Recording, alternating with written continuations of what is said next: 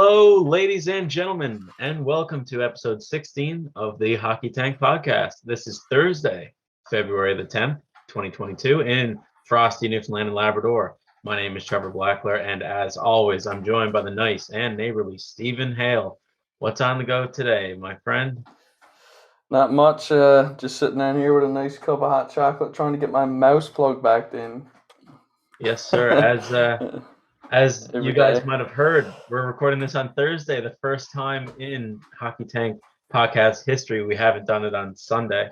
The schedule's getting pretty insane. Getting overwhelming, man. Yeah, everybody's got their own thing on the go.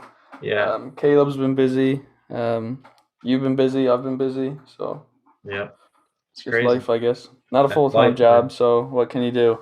This is not just a hockey podcast. This is the life podcast. If everybody starts listening and paying us money, I mean, we can do this full time. But until then, it's not looking good. If I can make $3,000 a month, I'll quit my job and quit school. But that's it. We'll just need to come out with a booze brand. Yeah, that's right. Like every other after podcast. We make it. Yeah, that's right. We'll have the Blue Hales or something. I don't know. Blue Hales.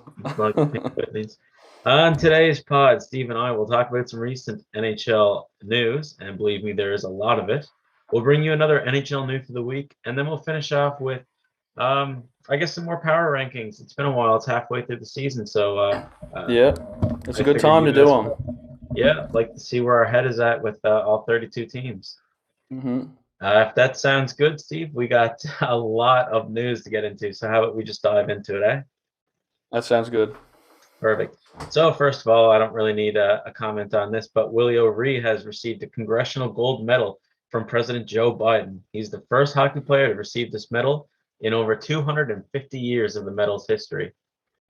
Pretty big achievement for Willie, eh? All this guy does is win awards. This guy's literally a walking trophy cabinet. Yeah, he is. Yeah, for sure. I was surprised that another hockey player hasn't won it. Like, I know a lot of hockey players have been humanitarianisms or fucking, that's not even a word. Humans. A lot of hockey players have been humans. Humanism, terrorism. I don't know. Fuck. A lot of hockey players have been human terrorists. Fuck. Well, this is a good start to the podcast. Anyway, good for Willie O'Ree. Another, I guess, achievement is Cammy Granato has published a book about female hockey players called I Can Play Too. And I want to wish it all the success in the world because it's a children's book, so I probably won't get it, but there's a lot of young girls out there that will be aspiring hockey players that are going to enjoy this book. Good for the schools. Great for the schools. Yeah, get more hockey publishings in there. Yeah. And Cammy Granato, a week later after publishing this book, or after I heard about its publishing anyway, was offered the job of assistant GM, for the Vancouver Canucks. So she joins Emily Castonguay in this role. So I suppose one of them will handle contracts, and that's probably Castonguay because she was a player agent. And Cammy Granato is probably going to handle maybe the hockey ops or maybe AHL. Probably the AHL or I don't know, play some role with hockey ops. Yeah, 100%. Patrick Alvin's there too, and he's a smart mind. Pardon? Patrick Alvin's running the ship now too, and he's a smart mind. And then you got Jim Rutherford, right? Yeah, but he's just like a senior advisor, I'm pretty sure. So he's not hands on, but he's still. He gets his fucking piece in. He knows he do. Yeah, he probably has like final say or final like opinion before he approves it. Yeah. Yeah, exactly. So I guess he is pretty hands on. Yeah, you're right. I don't know. Fuck, man, my brain is scatterbrained right now. You're kind of fucking leading the way here. Keep her coming, buddy.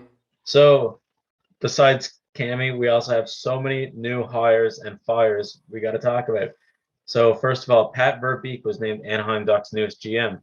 So he was the assistant GM for Stevie Y in Detroit, but now he's in Anaheim. Any thoughts on this guy? Well, I don't know too much about the hockey operations career, Pat Verbeek, but I don't know. Anybody who works with Stevie Y is probably a smart hockey mind. The work behind him and to learn from him was probably a great experience. And you can tell that Anaheim was really interested in him because I seen rumors for weeks. And I think it's going to be good for Anaheim to have a new GM there, a new voice, because Bob Murray was there a while, and it gets stale, even with general managers. You need a change. You need fresh eyes on the situation. Yeah. Yeah, and definitely, like, I don't know, you always got to be bringing in new people because, like, the game changes. And I mean, Bob Murray might have not have seen it the same way He's a that Pat fucking has or ancient man. Get anybody some else. new eyes on that. Sit in a fucking retirement home. Yeah. He's there playing shuffleboard on which fucking players he's gonna fucking draft. Trade. Yeah. Yeah. That's good. So yeah, I've heard Pat's a really smart mind. I've heard that he's worked for this role like ever since he retired. This guy's got I'm pretty sure close to 1,500 games played. He's got over 1,000 points and over 3,000 penalty minutes. So this guy, or that last stat might not be right. I might have to look into that. But this guy fucking works like a dog. So he's so good for him for getting that.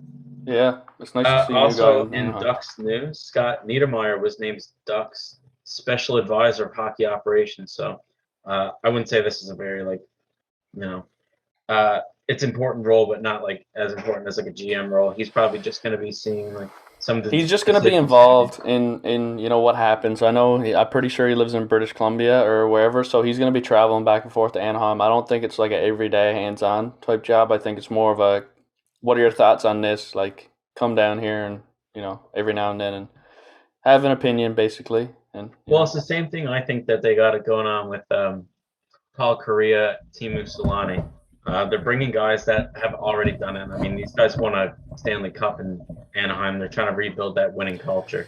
So how do you do that? Well, you bring back people who's already done it that know how to do it. I feel like it's getting too repetitive in that situation now. I feel like everybody's just hiring former players as everything because they won something too. I don't know if it's all.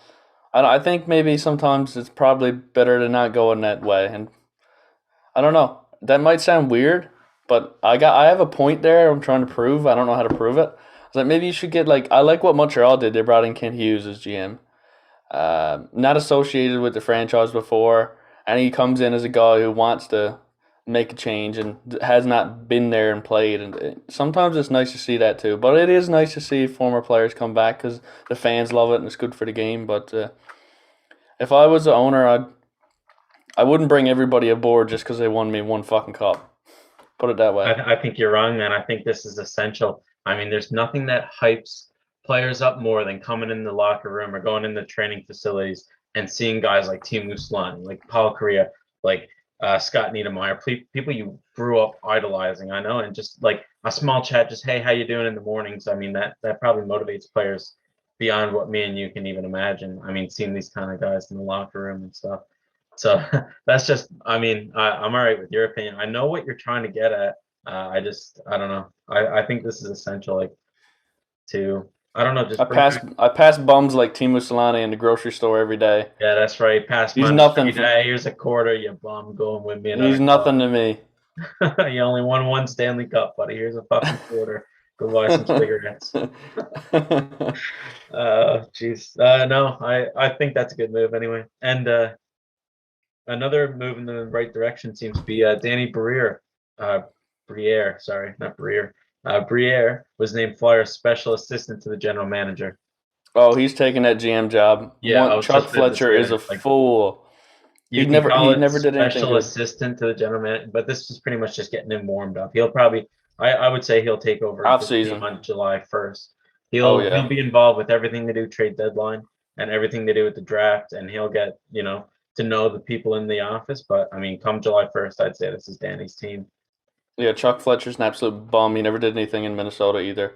No, dude, a lot of people got problems with him. I didn't have too big of concerns with it, but like with him, I don't know. None of the moves he made I seem were like as catastrophic as like say what the Blackhawks has done in the last year. But yeah, I don't know. I don't think he's a good hockey mind. I don't like any of his trades. I find he'll look for a name player rather than an up and coming player or somebody who works hard. Like I don't know if he realizes like players' age and like how they're getting the contracts, and he just seems like he's always in a fucking mess and he's always rushing to do stuff. I think a lot of that is he stepped in a position that was a mess. I mean, Minnesota didn't really have a culture built when he stepped in, so I would think this guy would be better as an assistant than as a GM per se. Like I think he needs someone there that can kind of veto some of his decisions and kind of like build a culture for him.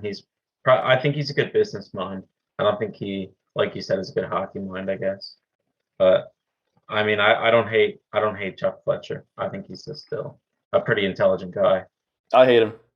All right, then we shall move on. Somebody got to be a dick. No worries, man. You're allowed. You're allowed to. So, buddy, some more GM jobs, or not GMs, but coaching jobs. Craig Berube signs a 3-year contract as the head coach of St. Louis Blues. This was pretty much a no-brainer. Blues won a cup in 2019, and they took a step back last year, but are right back on the gas pedal this year. So, I think he's a great coach. Honestly, I think he's really I did smart. too. Watching him at the Winter Classics, I mean, they had him mic'd up, and he was saying a lot of smart things on the bench, like, well, obviously, but so just not like your generic, like, oh, skate, puck in, like hard to the net kind of stuff. He was like reminding the guys that like we're not out of it yet. Like fucking, I can't remember what he was saying, but yeah, he was really making a lot of good points behind the bench and firing the guys up. Yeah, I think he's a great coach.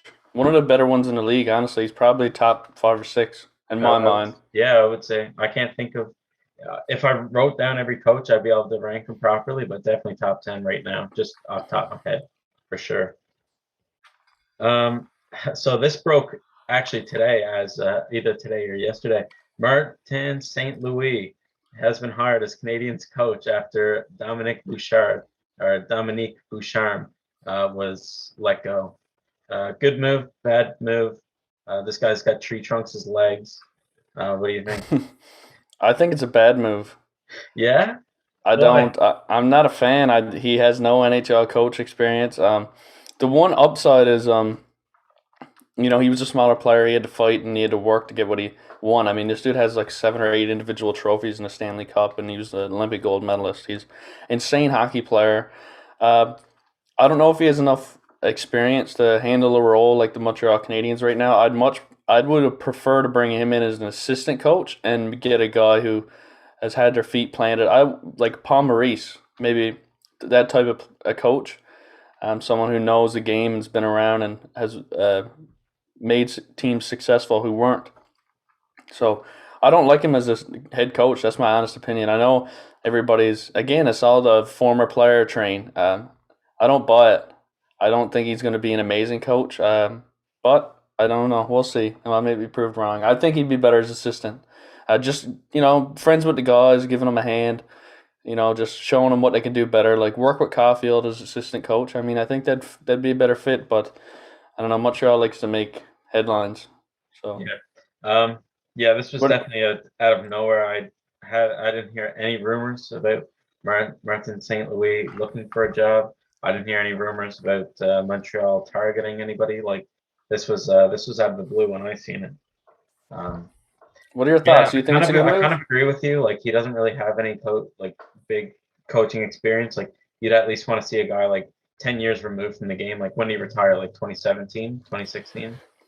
I think it was 2015, 2016 because he went into the Hall of Fame in 2018. So I mean, this guy's been out of the game for like 5 years, and I'm not sure what he's done at junior and minor level, so I haven't really heard of. He's only coached. The only coaching he's done is with his son's minor hockey. Jeez, that's a big leap to take, eh? You at least want to see a guy go coach in the juniors, or at least in college or something like that. Before I don't buy it yet, but we'll see. I don't. It was Ken Hughes. I think him and Kent were friends, probably, or maybe Kent was his agent or something. And it's a headline. It's a motivational signing, not a technical signing. Yeah. You know what? The only positive out of this is Montreal can't get fucking much worse. So no, you want to bring this guy in to make your team relevant again, to kind of make people say, hey, oh yeah, Montreal Canadiens still fucking exist. That's completely okay because he's only an interim coach. Come next year, they could have a new guy and we could forget all about this. But just to make their team relevant again, I mean, they probably had to do something. They can't get much worse. Yeah, I mean, they needed a spark. Is what it was. Is they needed a spark. It's not we need to adjust new we need a coach who, has a certain play style. We need to adjust our play style because it doesn't matter what their fucking play style is now. It's just Yeah. about just giving hope to a bunch of guys who probably have no hope right now. Yeah, that's probably the biggest thing too. Yeah. On to another coach who was let go today. Dave Tippett was released by the Edmonton Oilers today, and right after they brought in Jay Woodcroft. I'm gonna be honest, I don't know who Jay Woodcroft is. Do you? He was a part of Todd McClellan's coaching staff in San Jose. He moved to AHL team of the Oilers are the Bakersfield Condors, right? Yep. Yeah, he moved there. He started coaching there. He's been there 3 or 4 seasons. He's been like between 15 and 1 in the standings, not like excellent. I don't know. I don't think that's how you solve the problem in Edmonton. They need a fucking starting goalie. They need better defensive players. They need depth scoring. I think they fired the wrong guy. I think Ken Holland's a fucking bum. I know we argued this every week, and you always have those Red Wings thoughts and think he's a good general manager, and you say he was I don't know. I don't like Ken Holland. I don't think he's solving anything by firing Dave Tippett. I think Dave Tippett's a great coach. I don't think that's the issue, man. I don't know. We'll see what happens, but I'm gonna shout out my buddy Brandon now, who followed Hockey Tank recently. He's a big Oilers fan. We made a bet in school in college the other day, and Were it you was betting more cases of beer? I'm betting McGriddles. Oh yeah, you were telling me about this. All right, go on. Anyways, I'll go over it quickly. We bet 10 McGriddles. So I give him 10 McGriddles if the Oilers make the playoffs, but he gives me 10 McGriddles if the Leafs get past the first round. So if the Leafs get past the first round and the Oilers make the playoffs, it like cancels out. The deal's broke or whatever. Break even. But if the Oilers don't make it, I get 10. If the Leafs lose in the first round, he gets 10. So we'll see. Fun little game. Fun Do you little get all bet. the McGriddles up front? 10 in one go, or 10 in one go. Yeah, like Jesus freeze them. Christ. Bring them home, freeze them. Not bad. Yeah. It's like $40, man. McGriddles. Yeah. They're I don't like Or is them. it 30? McGriddles 30 can something. suck my dick. I fucking hate McGriddles. That turns me off. It's probably because I used to have them when I was fucking hung titty every day. Like you get fucking drunk out of your mind Friday night, go down to McDonald's in the morning, get like 3 of them. Turn my stomach, man. I couldn't stand them. Wow. It's the first time I've heard that, man. I love the pancake, The pancake exterior. buns? Nah, man. That's Wow. cool, man. No trouble till we got a fucking Red Wings fan on the podcast. Buddy, Let's get going. buddy, you fucking eat over there eating 5 McGriddles. I don't know. You try to run away from someone, then you fucking tummy's. You're gonna get killed. Yeah. Yeah. So that's all the coaching related news I got. But got a couple more points here. Can Brad Marchand stay the fuck out of the news for like a week? I think it's 4 podcasts straight. He's been the main player we talk about. He got suspended for 6 games for roughing and high sticking Penguins goalie Tristan Jarry. Have you seen this? I did Of see course it. you It's have. fucking gross. You couldn't miss it, man. If you're living under a rock, you'd still see this. He's horseshit, man. He's a Dude, he's a he's dick. a great player. I love him. I have him on my fantasy hockey. I want this player to be a good player. And we were just talking about last podcast. I mean, it's flip-flop. You're starting to like the guy, but he's still a rat. And dude, he turned into Master Splinter. That's how big of a rat this guy was over the weekend or over the past couple days. The most personal suspensions in NHL history, passing Chris Pronger, who was at 7. Yeah. Man, I think he was I don't- just going for the record, honestly. Man, what he did was, and even before, like, did you see him? He was a shit disturber all game, man. He was He's a tying shit up disturber. Crosby after he broke his stick. Won't let him get to the bench. Like, that's your buddy that you train with, being a dickhead to him. And then he also, did you see what he did to Tristan Jarry when Jarry was trying to give the Boston fans a puff? Yeah, he took it away. Dude, Right. he slapped Jarry's stick, caught the puck, Yeah. and just took it away. Yeah, I don't know, man. I still don't like Marchand. Tune in to last week's episode of Hockey Tank Podcast. You can listen to us discuss players like Marchand and our least favorite players from every NHL club. If you want to know more about who we don't like, you should go watch 15. Yeah, and I was just saying, like, in that episode, we were both saying we want to like this player, but he's too much of a rat. I can't like him, man. He's too man. he's too greasy. I keep trying. I mean, I love him for a month, and then I fucking hate him when he does shit like this. No, I made my decision. I don't like him. He's a fucking bum. Yeah, this probably cements it.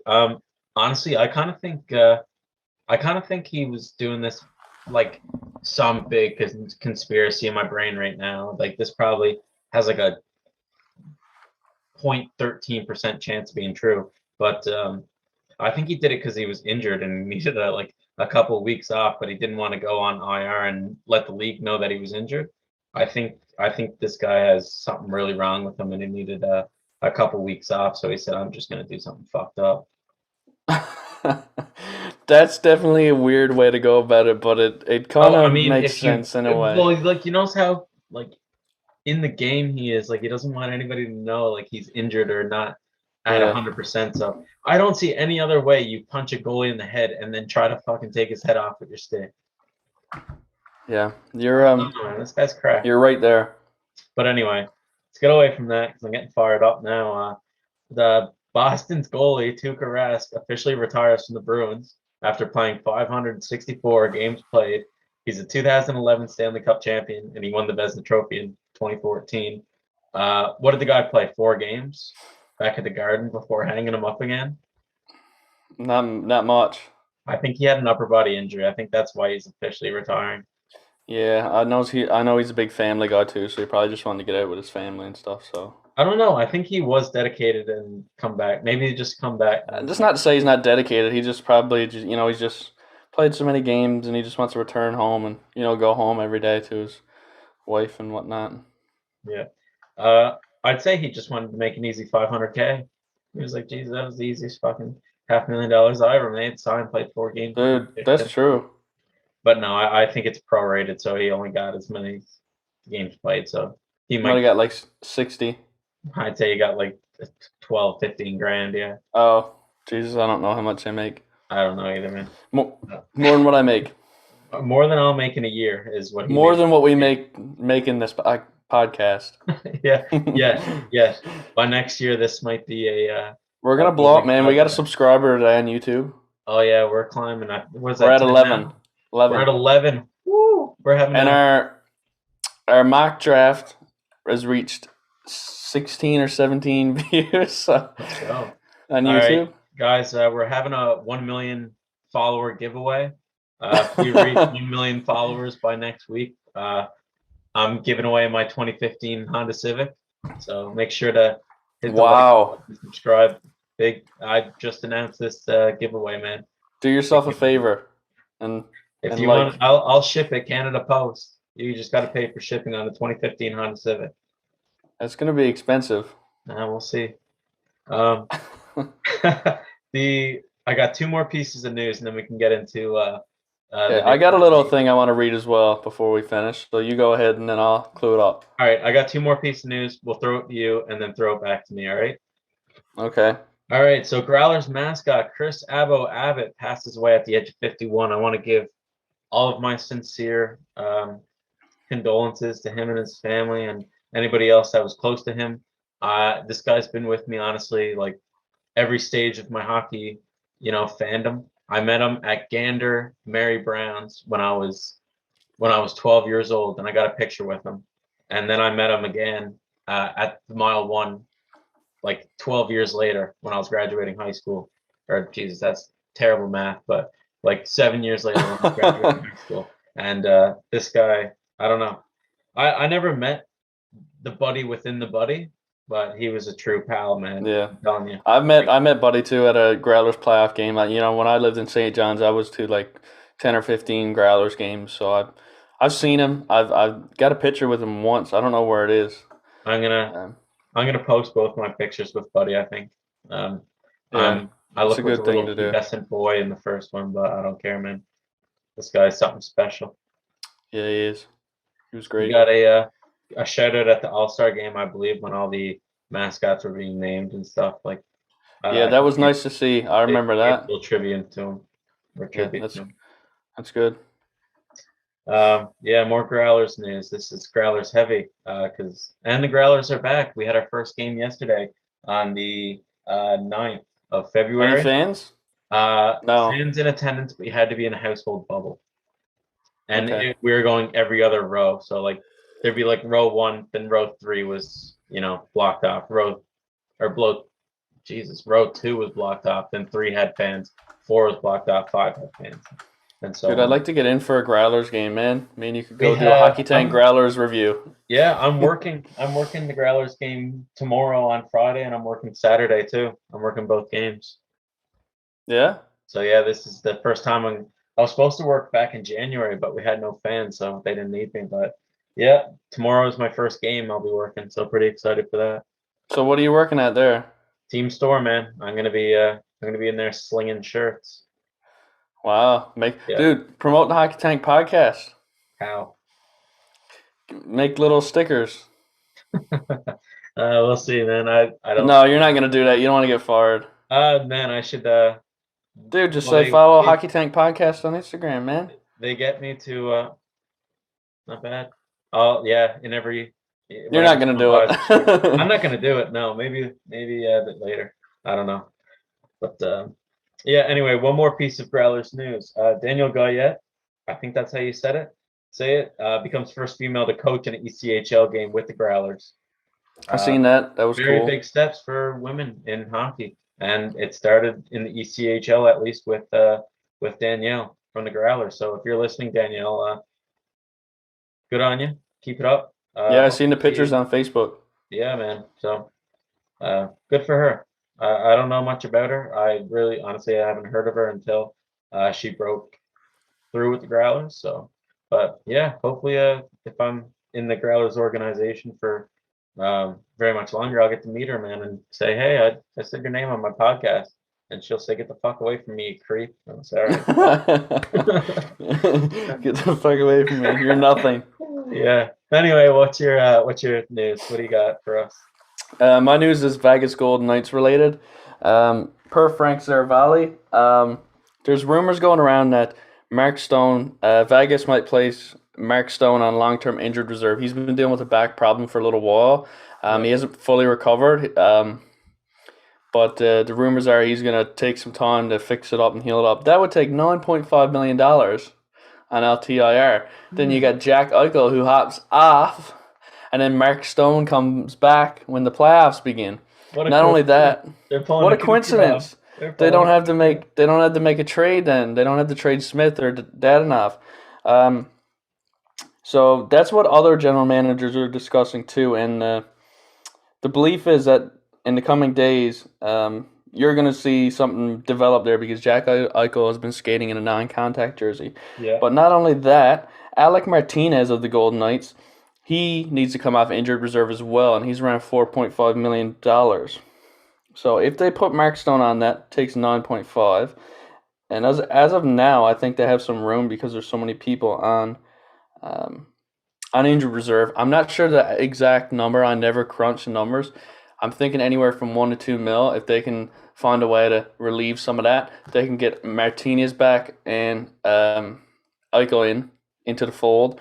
Then playoffs come, Stone slides in, and Stone can practice with Eichel and Pacioretty as well before the playoffs. Yeah. So then they can still build some chemistry without him actually playing games. So they could be practicing, they could just be doing line rushes and whatnot and get a bit of chemistry. So practicing. I got a feeling. Yeah, exactly. And I got a feeling this is what's going to happen because then Vegas can still have Smith, Carlson, Marchessault, Dadonov, Eichel, Stone, Martinez, Theodore, Petrangelo. I mean, you fucking name it. This and Leonard Annette, who's a very solid goalie.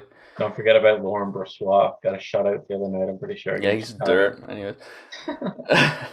They got an insane team. If this evil thing happens, it's going to be cool to see how it develops. Not for anybody who's in the Western Conference playoff hunt, but on my side in the East with Toronto, actually Minnesota is a team I cheer for. That could cause them trouble as well. Let's hope that doesn't happen.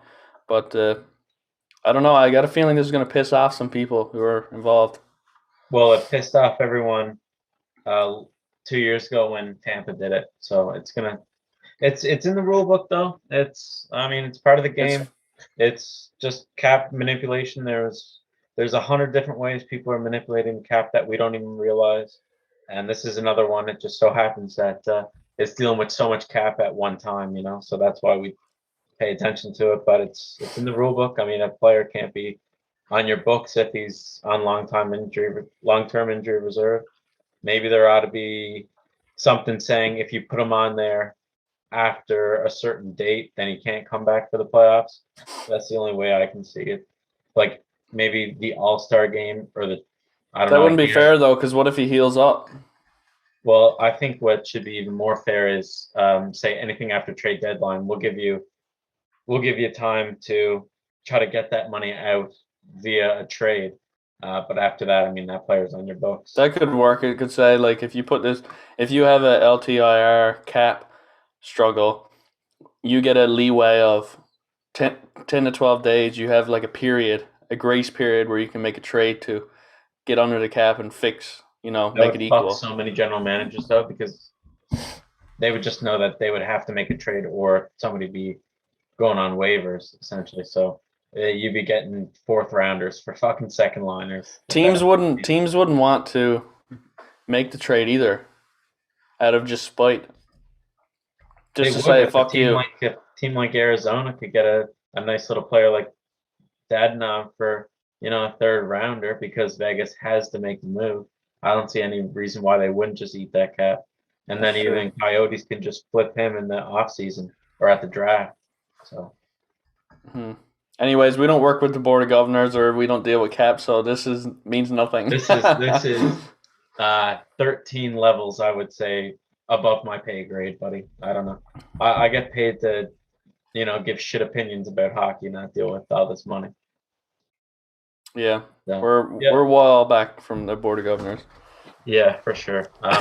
Also pissed off because Stone is also on my fantasy. My whole fucking fantasy now this week is either injured or suspended, so that's great. Pick up Echl. Well, he's probably picked up. He's picked up, buddy. He's been picked up since fucking dude. I drafted Echl last year in the second round, and he played like 13 games. It was so brutal. That's a tough. Anyway, I want to quickly pick. recap the All-Star weekend because that happened this weekend. What was it? The 4th and 5th of February. So let's go over some of the All-Star skills. So Campbell and Vasilevsky won the save streak. Hedman won the hardest shot. Jordan Kyrou won fastest skater. Joe Pavelski won the 21 and 22. That was the blackjack game. The only one I'm missing is the Bellagio fountain. I'm pretty sure Eberle maybe got that one or no. I don't remember. Me neither. That sucks. Sorry, everybody. That was, it depends on me for all your hockey news.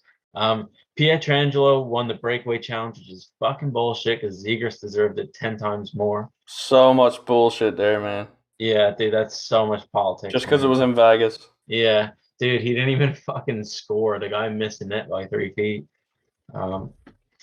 Sebastian Aho won the most accurate shooter, going 4 for 4. How are you? And then in the game, Metropolitan Division defeated the Central Division to win the All-Star game, and Claude Giroux was your All-Star game MVP. So he won. Claude Giroux is Shinny MVP. This guy can't be beaten in a game of Shinny. No, man, he can't. I'd say, I don't know, put him up against the best, but wear like shit equipment and have it in like the Twin Rinks in St. John's, and this guy's ultimately the best player in the world. Easy. Yeah. Dangler. Yeah. I wish I had more All-Star news because a lot happened. It's just you've seen it all on Instagram, so I don't think I'm gonna really go over it in depth. I think that was just who won the fountain? Doesn't matter. Anyway, the last thing I want to say, do you have any more news? I bet $20 on the Bengals winning the Super Bowl this Sunday, so let's hope that happens. I think my payout's like 36. Dude, are they favorites? No, I think the Rams. I'm cheering for the Rams. I think they have better defense. I like defense more than offense in football, I think. So Yeah, well, I wanted to make some money on my bet, so I chose Cincinnati. yeah, no, that's good value. only 16 Cincinnati has a bucks really up. good chance of winning it too. It's only $16 extra, so Yeah, maybe that'll get me a beer, and a that won't even get me McGriddle for your greasy ass in the morning. get the Sunday stomach morning on get the with a stomach fucking juices going. pancake and a sausage and egg. Oh fuck, that's greasy. You probably put ketchup on it too, don't you? Sicko. No, me and the Is there boys from cheese on it? school. There's cheese egg. It's Oh, like a breakfast dude, sandwich with pancake like dude, exterior. fucking put cheese on your pancakes and tell them you're not a lunatic. Fuck. Well, I actually went there the other day with some of the boys, and I had 2 McGriddles and hotcakes. Holy shit! So you just can't get enough of these pancakes. Hey, what are they putting in it? I don't know, crack. Yeah, little jingle jangle juice or something. Fuck. So I'm gonna have to be in the penitentiary. Pancake addiction. Yeah. All right. So we're gonna leave you guys with this note. I want to sincerely wish every athlete of color a very special and memorable Black History Month. It's February, folks. Let's not forget that this is Black History Month. I don't know why it's the shortest. That's kind of a kick in the dick, in my opinion. But let's hope this year there is big change in all sports and every aspect of the world. Anyway, like everybody's equal. It's 2022 years after Christ died. So let's start getting our shit together this year, guys. It's really starting to make me sick, and it's starting to really piss me off what I'm seeing out of every league in hockey now is getting a racial kind of, I don't know, bullshit like every couple weeks or something. Like I don't want to see that in hockey. I want hockey just to be hockey. I don't want it to be political. I don't want it to be racial. It shouldn't matter about race. It should matter about your skill and your heart and your will to want to win and play as a team and play together, man. I don't know. I just want hockey as when you're a 6-year-old and you don't even know what race is and you're just playing with all your buddies on the same team, man, and you're playing against the people on the other team and you hate them and you want to win, but you don't wish them bad. You don't. I wish them bad. You don't want to wish that. You want to. They're not lesser than you. They're the same, man. I don't know why it still exists, man. It's starting to piss me off. Beautifully said, man. I couldn't have said it better myself. Jeez. Yeah. So, I don't think Happy Black History Month is a saying. So we're just gonna say I want to wish everyone a special Black History Month, and you should, I don't know, take some time to reflect and think about your favorite Black athletes or any other athletes of a different race. I mean, mine's probably Darnell Nurse, or there's a lot of UFC fighters that are coming up. I can't remember his name, but there's a UFC fighter that's absolutely electric and knocks the fuck out of people. So I can't remember his name, but yeah. So. And oh man, my favorite probably Black athlete of all time, Ray Emery, old Ottawa Senators goalie, and played rest in peace. Philly. Used to beat the fuck out of people, man. Used to get in fights with players. I love Ray Emery, man. Who doesn't? Yeah, so rest in peace, Ray Emery. If you were here today, you'd be a big part of the game. He was really local. I wish he was still around. But anyway, that got real depressing. So we're gonna throw it over to Caleb now for NHL Newfie of the Week. So stay tuned for that, and we'll see you in a bit.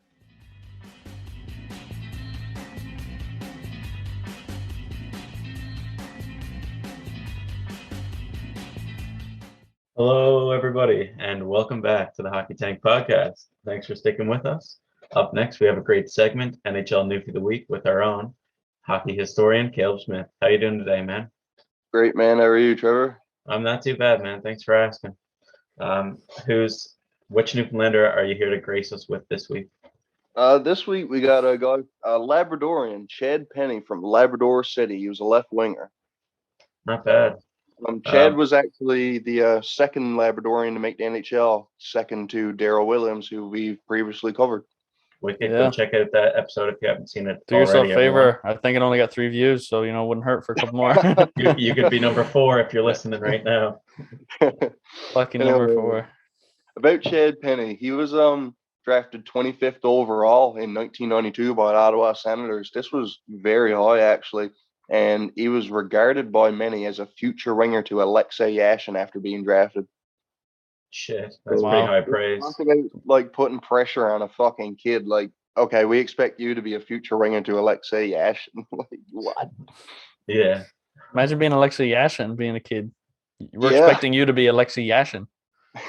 Imagine trying to explain to Alexei Yashin where Labrador even is. Oh my god. Good luck. Anyway, Chad Penny, he played 4 seasons in the OHL with the North Bay and Sault Ste. Marie. Is that North Bay Battalion? North Bay Battalion and Sault Ste. Marie Grange. Right. I didn't know if it was called something different back then. Sweet. In 92-93, this was just one season I want to highlight. He played 48 games and he scored 67 points. So this was probably why he got drafted 25th overall in 92. Yeah. Yeah, sure. That's a good place. In 93-94, he made his professional debut. He split time in the AHL with PEI. That was PEI Senators.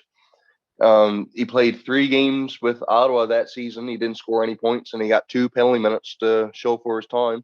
Nice press check or something, I'm sure. Yeah, nice slash or something like that. Yes, that's right. Somebody went a little too far. Trying to fire up the boys. But I hate to bring this to an abrupt end, but that would be the last NHL games that Chad Penny would ever play in the NHL. Wow. Shit, man. How many? He played 3 games. 3. Wow. I know. This was like 25th overall, and you got to regarding this kid as a future winger to Yashin, and he plays 3 games, and bury in the minors. Maybe he never got a good shot. Maybe he should have went to Vancouver so he could have like snapped his neck or something.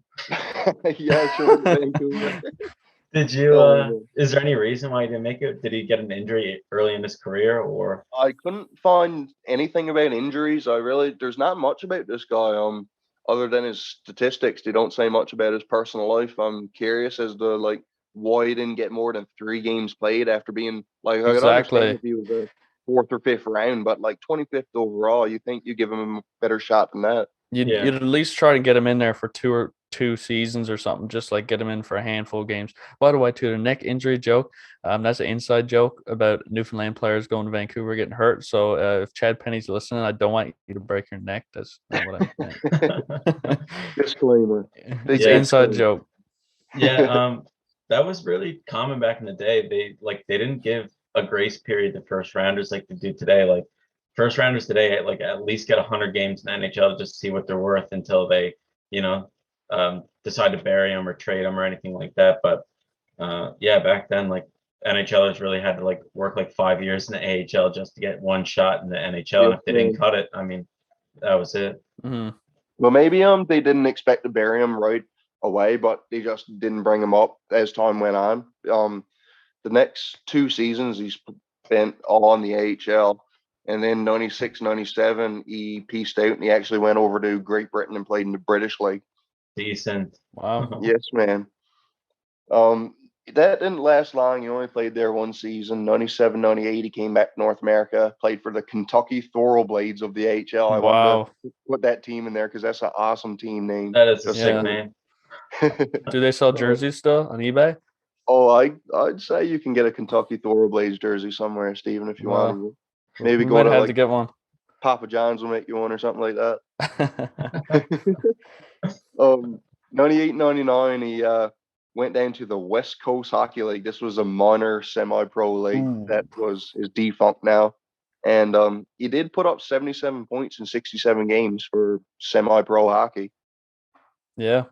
And that would be the last bit of hockey that Chad Penny would play in his semi or professional career. Well, that's too bad. He should have come home and played senior hockey. Yeah, man. Yeah. I mean, maybe he was a Labradorian. There's no senior hockey up in Labrador. No. Yeah, well, at least not like playing for the teams that like we would see play here in like St. John's or Corner Brook or something. But he might play beer league. Probably put up really good numbers. Yeah, I'd say he was a consistent point per game player in beer league. Probably unrecorded points. Yeah. He's just chilling up in Labrador, man, with the Nane and the Shishishi crowd, and Yes, probably bowing around on Skidoo or something. Yeah, might as well. Yeah.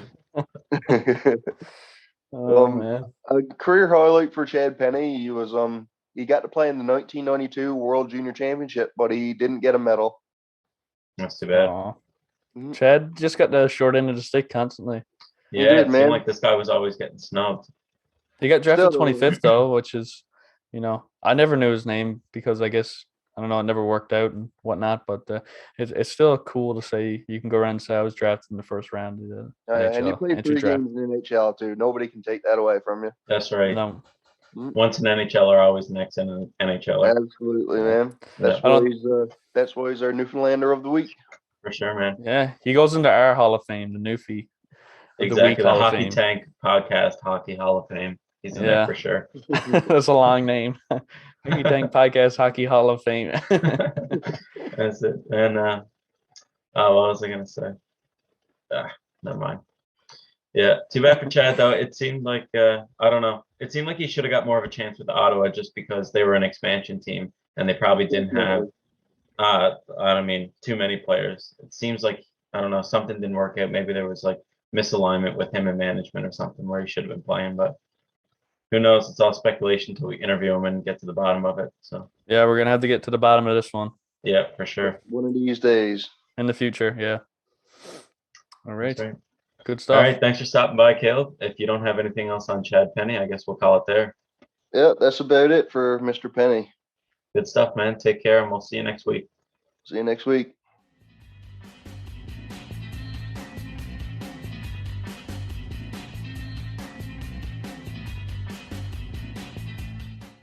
Hello, folks. Thanks for sticking with us through the news and NHL Nuke of the Week.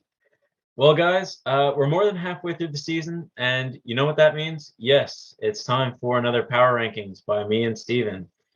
So let's see where our heads are at and see where we place every NHL team. I base my rankings basically on how they're playing lately. Some teams dropped. This doesn't reflect the standings, although it kind of seemed like it. It follows the same pattern, but yeah, it's just on how they're playing right now and where I would rank these teams. So, Steve, let's get right into it, buddy. Who do you have at number 32? 32, I have the Montreal Canadiens. I find this season is really depressing for them. Not much there offensively, not much there defensively. Jeff Petry's playing like dog shit. Price is still out. I'd like to see some moves at the deadline to bring in some picks. This team has a good shot at Shane Wright. Hopefully for their sake, they win the draft lottery, but I think there's good pieces here. They drafted Sean Farrell a couple years ago in the 4th round. He's playing in Olympics, got 5 points today. Yeah, he's doing unreal. Yeah, so they got some good pieces. It'll be nice to see it all come together, but I think for this, I think they're going to have to rebuild it for the next 2 or 3 years for them to get fully back on track. I feel like that run was a one and done. Yeah. So that's my 32. How about yourself? I couldn't agree with you more. I got the Montreal Canadiens. There's absolutely no explanation needed. They haven't won a game since January 18th. So that's a good answer. If you haven't won a game in almost a month, there's no way in hell you're being anywhere higher than 32, pretty much. That's fair. Yeah. Who do you got at 31? 31, I have the good old Arizona State Universities. Yeah, I think we mentioned that, the 5,000 capacity fucking center. So yeah, so there's not much there. No offense, no defense. I mean, they got fucking Antoine Roussel on their team. That shows you where they are in the standings. Yeah, I like some pieces. I like Chikrin. I really don't think they should ship him, but I feel like they're in a spot where it's kind of hard to decide, and he might not want to stay there, so there could be some tension in that relationship. But I don't think there's many pieces here. They haven't drafted much lately. They got Gunther because they had traded OEL and Garland last year, got that 9th pick. There's not many pieces. They need to accumulate draft picks and draft again. It's just another, rebuild. It's starting completely over. It didn't work in previous management, and now they just got to try again. There's not much else they can do in Arizona. Yeah, well said. I also have Arizona at 31. And I only have them this high because Montreal is at 32nd. This isn't surprising. Like you said, they don't have any pieces. They just gotta tear this bitch down. Stack cap space, try to get as many picks as they can from other teams and try to build this up better than what it looks like now. Yeah. Good. Well said. Did you got at 30? 30, I had the Philadelphia Flyers. I'm not a fan of where this organization is going. I think they need to make a decision, whether that decision is to try and get things back on track, make a few trades, find some quality players, or make the decision to, we need to step back, we need to let this train start over. If Giroux decides he wants out, I think that's when you make that decision. I do think they have good players, but I don't think it's all together. I think the management is, disorganized, and I think they need a restructure of what's going on and a new methodology of what should happen to fix it. I don't think everybody's on the same page in Philadelphia. Yeah, agreed. I don't have that in depth. I just think they're a shitbag team. I'm not sure when they're going to be good again, but it's definitely not going to be this season. I think what did they go on, like a 13-game losing streak or something? Like, just embarrassing. Nothing good. Yeah, they lost to fucking Montreal, man. That just shows you. Yeah, they're just I don't know, not a good team to watch. Not right now, no. They don't have many young like superstars upcoming, and their team right now just isn't clicking. So something's got to happen. From everything I've heard, I can almost guarantee that Drew's going to trade deadline. Yeah, But go to Minnesota. That decision is made. I think they are going in a rebuild direction. Go to Minnesota. Yeah, he's going to Colorado. But good try. Who do you have at 29? I have the Sabres at 29. And, I feel like there's a bit of hope for Sabres. I really like the addition of Tuch and Krebs through that Golden Knights trade. Tuch loves playing there. I think they got a lot of great young players. Power, Dahlin. They have Devin Levi. They have Ukko-Pekka Luukkonen. Jack Quinn. Yeah, sick name. One of the best names in hockey right now. Jack Quinn, sniper. They drafted around 10th overall. Last year or the year when Rossi was drafted. That's all I know. That's a Rossi draft for me. And I like their pieces. They got some good young pieces. It's just unfortunate that it's about the 5th Buffalo rebuild in the last 10 years. So let's hope that they figure it out. Yeah, they've been rebuilding since 2014. So it kind of sucks. At 29, I had Seattle Kraken. I think they're playing worse right now than Buffalo. I think Buffalo got at least a bit of spunk to them. Seattle just doesn't, I don't know, win games. Their goaltending is shit. I'm going to be honest, I've seen this coming. Seattle wasn't a very fun team to watch, how they built their team. Like, I was at least intrigued to watch Vegas play. I haven't seen a Seattle game in my life. I haven't been, drawn to watch them. I wish they got like Vlad Tarasenko or something crazy like that where I'd be incentivized to watch them. But yeah, they're just not a very interesting team, but it's gonna be fun to see what they do trade deadline. I think they have some pieces that they could move for some assets. Giordano to the Leafs. We'll see, man. I got a couple D-men that might go to the Leafs that I got in my mind, but that's for another video. Who do you got at 28? I have the Kraken, one below or one above you. Mm-hmm. I do like their goal. I like Grubauer. I think he's a good goalie. I think they're playing structurally. They're not playing well structurally right now. I don't think they have the depth. The skill's not there, and the depth is okay, but it's not scoring depth. It's not players that go out that can score you 20 goals from the third line. That you need a couple players who can fit lower in the lineup and score goals. But Seattle doesn't even have players who can fit higher in the lineup and score goals. So the way they went about the fantasy draft was just not how you get goal scorers. So it's going to be a long time before they become an electric team to watch. Yeah, true. What was I going to say? Yeah, they took a lot of reaches. They got Eberle, which is a good move in my opinion, but then they took people like Colin Blackwell. I know he had a great season in New York, but I didn't really believe that was the actual Colin Blackwell, and it turns out it wasn't. He's more of like a 10 or 15 goal scorer instead of like projected to be like 25 or 30. No way. So I kind of seen that coming, but I don't know. They chose size over skill, and this is what you get when you choose size over skill. Basically, you got to have an even mix of it, and they didn't do a very good job of that. I don't think. No. Who do you have at 20? Draft, buddy, not a fantasy draft. Oh, sorry about that. Hey, no worries, man. We swapped 29 and 28 because I got the Buffalo Sabres one above you. I think Buffalo is playing a bit better than Seattle this year, but I will say one thing: the curse continues. They're red hot in October. The Buffalo Sabres cannot be beat in October. All their fans get hyped, starts jumping through tables. This is our year. This is our year. We're so much better. Hot in October.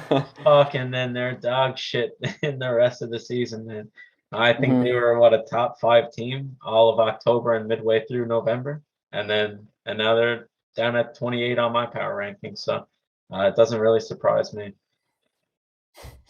They're getting better though, like you said. They got an enormous blue line. Great blue line. They're not huge, but they're skilled. Dahlian. Power's huge. Jacob Bryson, is it Bryson? Bryson is talented. Yeah, dude, they're all skilled. They got a skilled blue line, so there's no doubt they're going to be good. They've just been rebuilding. This is the time. This is the one. I truly believe that. This is the time that the rebuild works. I think so. Yes. Dude, you shipped out your starting center, but Krebs and Tucker have been playing unreal since they got there. If they get another forward this year in the draft, I believe they're going to do well. Who'd they grab? Last year they had 2 picks. Isaac Rosen was the first round pick by them, I believe, too. So he's a talented Swedish forward. He's not a big name god, but he has top 6 potential, I believe. So we'll see. Own power. Isaac Rosen. Dude, I'm high on drugs. Yeah, right. Yeah, that makes sense. Checks out. Who do you have at 27? I had the Chicago Blackhawks. All right. It took Edmonton losing to the Chicago Blackhawks to change their coach. So that speaks volumes of how shitty Chicago's been over the last few years, in a sense. I mean, they haven't been totally shitty, but this year's been a state. I mean, Coach Carlton, yes, it just came to me. He didn't offer much for this team. I don't know if their new coach, King, I'm not sure his name, Dave King, is offering much either. I think they should have went for the rebuild. I think they tried to turn it around too quick. It was a bad decision. Started giving up assets. I don't like it. I think they need to lay back and start grabbing more picks and, they're not going to win with Kane and Taves. They got the wrong idea, I think, in Chicago. Yeah. They've won. They've already won. I think that idea wasn't made by management as much as it was made by the fans and by Kane and Taves.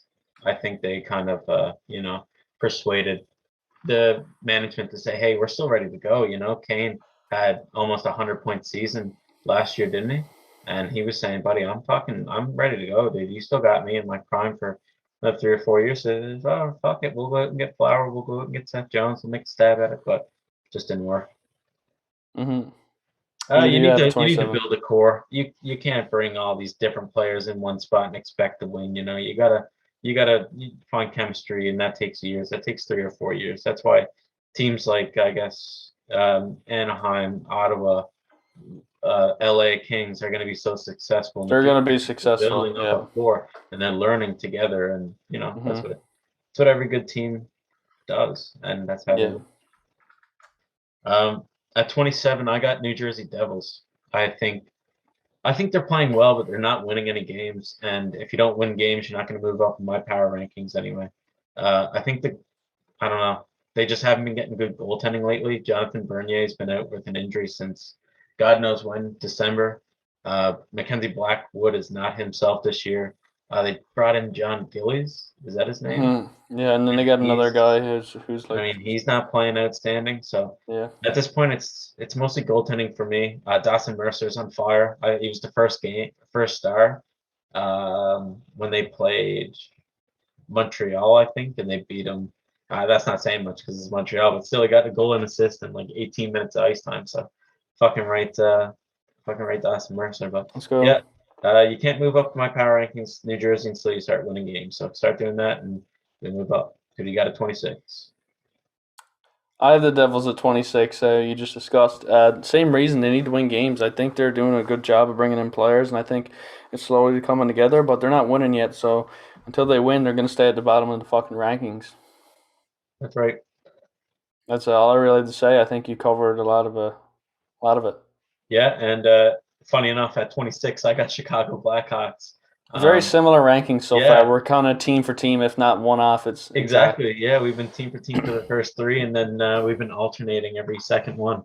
So the reason I got Chicago this high is because they're not a great hockey club. I mean, they, like you said it perfectly. They tried to rebuild too quick. They tried to turn it around in one season, and you can't do that. The reason I got them at 26, they would have been lower, but they shit kicked the Oilers like 4-1 the other night. And since the Oilers, I got significantly higher up on my list.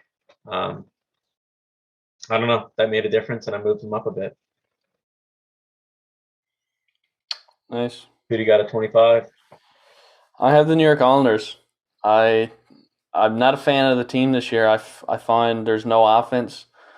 There's no scoring happening, and their defense has been struggling. It's not the same defensive team that we've seen years past when they were making conference finals the last couple of years. I don't know if it's just one of those years where you just get off to that bad start and it's in your head and you can't recuperate quick enough. I think that's probably what it is, and I think Trotz is a good coach. So I think it's just one of those years for the Islanders. They're probably going to miss out on the playoffs. I think. Well, I'm fairly certain they're going to miss out on the playoffs. They're trying to get into a playoff spot in the Metro. They're shit out of luck. Yeah, they're pretty much out of luck at this point, but they're probably looking at a pick anywhere from 10 to 14, 15 this year, so they'll get a good pick out of it. It's unfortunate because they have a few older players there, but I think they need to get some better scoring, and I think they need to be a little bit more lenient in the offensive zone. Yeah, so they I definitely can't get scoring. You're They're right. not exciting, and they're not winning a tremendous amount of games, and if they're not winning games, they're not putting together a winning streak, so that's why they're this low on my power rankings list. Yeah, very well said. At 25, I have the Detroit Red Wings. I don't know. They've been a really fun team to watch, and it's been really great to see Sider and Raymond making such big strides and pretty much leading the way. But they're just not ready this season. They're still I don't know. We're still waiting for the future of Detroit, and it's certainly going to be a fun team to watch in the future. But they haven't been winning games lately. I mean, they beat Philadelphia, but that doesn't say much for me because I have Philly so low. So Detroit doesn't really move up after beating that team. I mean, that's just what you'd expect. So I got Detroit at 25. I thought that was modest. I tried not to be too biased with this pick and that's probably bad luck because I got the Detroit hat on, but I don't know. So I tried to nail them a bit harder. They haven't been winning that many games before the All-Star break, so I don't know. And they've been winning games like if they've been winning at all, they've only been scoring like 2 or 3 goals, So I'm not as hard on them as you. I have them a little bit higher up on my list. Yeah, I'm happy. I have the Islanders higher. I think the Islanders have started to make a little bit of a push. But yeah, who do you have at 24? I have the Ottawa Senators. I do like this team. I've said I've liked this team when they've been losing, and they're still losing, as a matter of fact. But I do like this team, and I don't mind the coach, and I don't mind Pierre Dorian as much as a lot of people do. I do think he's made great draft choices and good decisions. Albeit with a few bad decisions, signing Matt Murray and to a hefty contract and Matt Murray's playing good. Matt Murray's since he came back from the AHL, he's been playing well. He's got a 954 save percentage. He's coming back from the AHL in 6 games. Yeah, that's true, but overall, he's been a bit of a hit and miss. He's been a miss overall over the last 2 seasons. Oh, yeah. What I'm saying. Big time. For what they're paying him, I think they're paying him $6 million. Yeah. But I like what they're building. I think they're slowly winning games. 2 or 3 more years, they're gonna be marching their way out these rankings. I believe. I really like Pinto. I like Norris, and they've got young players coming in. So I got 24. I got them on the same timeline as Detroit. By 2025, these teams are going to be taking over in the East. I mean, older teams like Boston isn't going to be relevant anymore. Tampa's going to be older. Tampa's going to be older by 2025. I mean, these are the teams that are going to start taking over in the East. Yeah. Yeah. Nice. Who do you have? Well said. Ottawa actually beat Carolina the other night. I watched the. Yeah, and the Leafs. They got shit on in Ontario. The Canes. Yeah. Yeah, they did. Ottawa was up 4-0 though, going into the third period. And I told my mom, I was like, I have a feeling Carolina's going to start coming back. And Carolina scored 3 straight goals and hit the post late in the third period, and they ended up losing 4-3. But it was a good game. Yeah. At 24, I have Columbus Blue Jackets. They weren't high on this list at all before, I don't know, February. They were doing shit all year, but in February they started to turn it on a little bit. Even at the last bit of January. Line, I think, has like 5 goals in his last 3 games, which is like, He's okay, playing well. Line wants to come back. So yeah, they're slowly moving up the rankings. I think this team isn't going to make playoffs, but they're starting to learn together, man. It's hard losing your coach and losing, a player like Atkinson that was such a high in the pecking order of that team, but they are starting to learn how to play together, and Line is, I think, starting to be more of a team player. So hopefully that continues because I don't know, as much as Ohio is a shithole, you love to hear the cannon go Referenced in our first episode ever. Yeah, exactly. That's an insider joke for all the diehard Hockey Tank podcast followers, if we have any. But yeah, Ecuador. Blue Jackets at 24. I thought that was pretty fair for the Blue Jackets. Who do you have at 23? I got the Sharks. Okay. I don't think there's much going on in San Jose right now. It's unfortunate. They're so mediocre. They'll win 1, lose 2, win 2, lose 1, lose 3, win 1, lose 2, win 1, win 3, win 5, lose 1. Like it's so like all over the place. There's no consistency. I really like Hurdle. I like some of the guys they have. I don't know if they move and trade out Hurdle or not. They've done fair this year. I mean, I believe they're winning above their losses. I think it's 22-20. So like 3 or I don't know. I think they're above 500 because I have them. Yeah. I have them significantly higher than you do. So yeah, they're above 500. I just I don't see much going on in San Jose. I don't think they're going to make the playoffs. I don't think they're going to be terrible. I think they're a little bit middle. Maybe this is a bit of a harsh ranking reflecting back on it, but I just don't I don't get excited to watch a San Jose game, and I don't know if anybody does. So that's why I get excited because Timo Meier. He's a good fucking player, yeah. He's a great player, man. He's a bright spot for that club. Definitely. Yeah. He would be if you told me you're blowing up that team and I can only save one player, that'd be the guy I'd keep. Yeah. Sure. Who do you have at 23? At 23, buddy, I have the Ottawa Senators. I'm a bit giving them a bit more slight than you after beating Carolina because I consider Carolina, around the top 5 best team in the league. So I definitely have to give it up to Ottawa to, beat Carolina. It was probably a long road trip and they're probably tired. But that's no excuses. When you come to Ottawa, you kind of got to beat a team like that. And Ottawa played well against Carolina. They've been playing good hockey lately. I'm very impressed with them. They passed my expectations. I thought they were going to be a lot closer to the bottom of the Atlantic than what they are. I think they're on the same timeline, like I said, as Detroit, though. I think they just got to take the time. The future looks bright. I think they got a great blue line coming up. So excited for the future, man. Yeah. It's looking good in Ottawa. Sure. Who do you have at 22? I got the Red Wings at 22. Hey, thanks, man. I appreciate that. I like what they're building. I don't think they're ready. And that pretty much sums it up. They're not ready. They're young. They have some good pieces. They have a good captain. It's going to take a while in Detroit yet, so they're just going to sit around the middle for the next 2 or 3 years, I think. And then when they bring guys like Edmonton in and some more of their picks, and Casa turns into NHL goaltender within the next 2 to 3 years, I think it's going to be going good then. Until then, they're going to be in the middle. Fair enough. That's really all I'd say. Yep.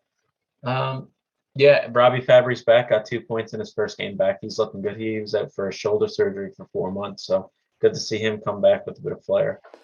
You got one thing wrong, buddy. I think Kosa is going to take a bit longer than 2 or 3 years. I think he might be a 4 or 5 year project just because he's playing in juniors right now. And the junior goalies, man, they take a bit longer to develop, I find, than European goalies for some reason. I guess it's just they haven't been playing against men or something, but we'll see. We'll see how it turns out. I think he's going to be a really good goalie. I fucking hope so. They drafted him. I think Wallstedt's better, though. I think Wallstedt's better, too. I wish we had Wallsted. But that's good for Minnesota, anyway. They need some new goalie because Cam Talbot is Starting to. Shut up, man. You don't have a Started. clue. Fuck, I gotta get it in every podcast. I gotta do it. I gotta do it to you. Cam Talbot fan club here. Population 1. Population 2. Cam Talbot and Cam Talbot's wife. Are you? Yeah, at 22, man, I'm giving them more credit than you did. I picked the New York Islanders. I think they're starting to pick it up. It's almost impossible to recover after the bad start they've had, but I think they're starting to play better. Matt Barzal is being, producing more offensively. I think players like Brock Nelson, I think he's got 12 on the season. Fuck, who else? Well, exactly. They're not supposed to be offensively. I think the loss of Jordan Eberle really fucked them up. I don't think they are counting on that for some reason. I don't know why they wouldn't protect him. I guess they're like, we got fucking 16 players who can score that many goals, and then he leaves and nobody can score that many goals. So. I don't know. That was a tough loss. Yeah, that was a tough break. I don't know. I think they protected him so they wouldn't have to lose Wallstrom, and I guess that's fair. But you could have found someone else to get rid of, except for Eberle. I found, but that's it. Fuck, I'm pretty sure he won. I'm pretty sure he might have. No, I didn't. I thought he won the fountain thing. But doesn't matter. Anyway, New York Islanders at 22. They're starting to play better. I think they will finish in the top 20 teams. I think we're going to see a lot of teams start to drop down. I won't name the teams because they're still to come up yet, but a lot of teams are going to drop below the New York Islanders, I feel. That's Who fair. you got 21? The Winnipeg Jets. Yeah. A lot of injuries this year. Inconsistent play. Paul Maurice is out. New interim coaching. A lot of changes and not a lot of consistency for the Winnipeg Jets this year. I'd like to see them pull together a set of 6 or 7 wins and no injuries while those wins are going. I like their team. I think they're a playoff team, and I believe they're one of the better teams in the league. It's just they're not showing it this year. Hellebuck's been a bit off. I do really believe that next year they will be a playoff team, and it will be 100% certain they'll be a playoff team. I don't know what's wrong this year. Maybe a few adjustments will do the trick. I think their defense is they need some more piece, I think, in that defense. Mm-hmm. Yeah, that's fair. They do need upgrade on the defensive side of the puck. Yeah. Who do you have? Well, I had Vancouver Canucks. Just a tough team to watch. I guess they're playing a lot better with Bruce, but they lost a hard game to New York Islanders, which can't produce offense. But then they scored 3 goals on Halak in the first 3 minutes of the game. Or actually, I think they were perfect. I think it was a 0-0 game, and then as soon as the 3-minute mark hit, it was just like bang, bang, bang. They scored 3 goals in 1 minute. So that was tough. I guess I shouldn't have them this low because they are playing really good right now, but there's a lot of teams that I didn't feel. I don't know. I wouldn't feel like the Canucks would beat. They've been on a tear. I think they won 6 or 7 in a row with Bruce. But I think that's they've been doing well lately. I don't know. They almost lost a game to Arizona. Actually, no, they beat them like 5-1. Never mind. But yeah, I don't know. That bad start just kind of sticks in your head. Yeah, it does, I guess. I just feel, I don't know. I don't think they're a very good defensive team.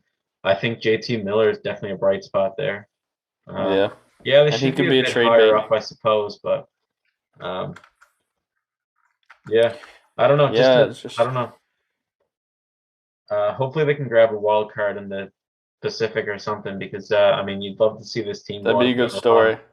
Yeah, it would for sure. And you just hate for teams and the California teams to beat the Vancouver Canucks because I don't know. I might be biased here, but I think Vancouver has better fans than the California teams, more passionate. So I think they deserve to watch some playoff hockey.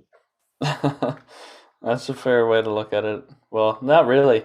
Well, I guess they did burn down their city, but come on, who hasn't burned down their city once? Yeah, come on. Come on, give me a break. Who hasn't? Montreal did it. Fuck it. It's all for a bit of fun. Leafs don't burn it down. They lose every year. So yes. Only classy fans in the league. Buddy, I swear to God, they're going to make it out of the first round this year and fucking destroy that city. They're going to go on a massive rager. I might get a ticket to go up and help. Yeah, might as well, man. Dude, honestly, get some pointers from Vancouver fans. They know how to do it right, man. Yeah, they know how to tear shit up. Yeah. Who do you got at number 20? I had the Edmonton Oilers at number 20. Yeah. Just a complete drop off. I mean, they put together a few wins when they signed Kane before the All-Star break, but they're 0-2 since, and some terrible outings this season. Just nothing. They rely so much on McDavid and Draisaitl and Nugent Hopkins and Nurse. They're just not gonna. They don't have the team. They don't have the overall team. Goaltending is such an issue. Mike Smith's not there. Koskin's not there. There needs to be some fixes if the Oilers plan on making the playoffs. I told my buddy from college that he's a huge Oilers fan.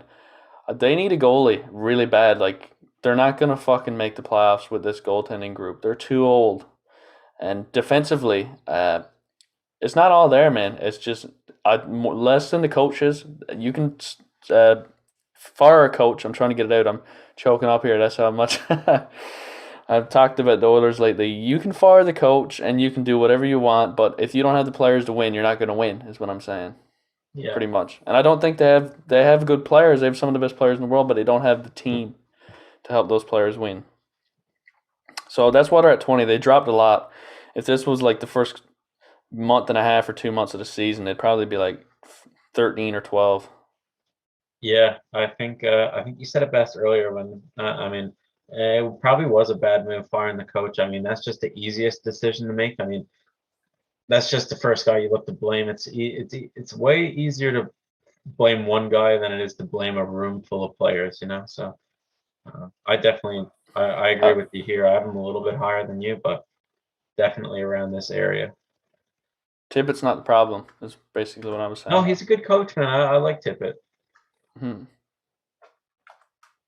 Well, I mean, that's all I had to say on the Oilers at 20. Sorry, Brandon. I got another Canadian team here. I got the Winnipeg Jets. So they're just above 500. They should be a lot closer to the top, in my opinion. Like you said, just dealing with injuries, bad bounces, and just inconsistent goaltending is their problem here. They're going to be a very interesting team to watch come the trade deadline. You don't know if this team is going to sell, if they're going to trade. They probably should. I don't know what they're going to do. I think they're going to try and buy, honestly. They should, in my opinion, they should try to target either Sherratt or, I don't know, another bigger, two-way defenseman. I don't think they should go after an offensive defenseman. I'd say go after Petrie, but I think he would fit better in other places than Winnipeg. Even though they could use a bit more offense on the back end. So maybe Petrie would help the Winnipeg Jets. I don't know. But yeah, just going to be a fun team to watch. I don't think they're in it right now. Hopefully they start playing good. It's not impossible to make the Central. They got to beat out some good teams like Dallas Stars and St. Louis. But I think it's possible.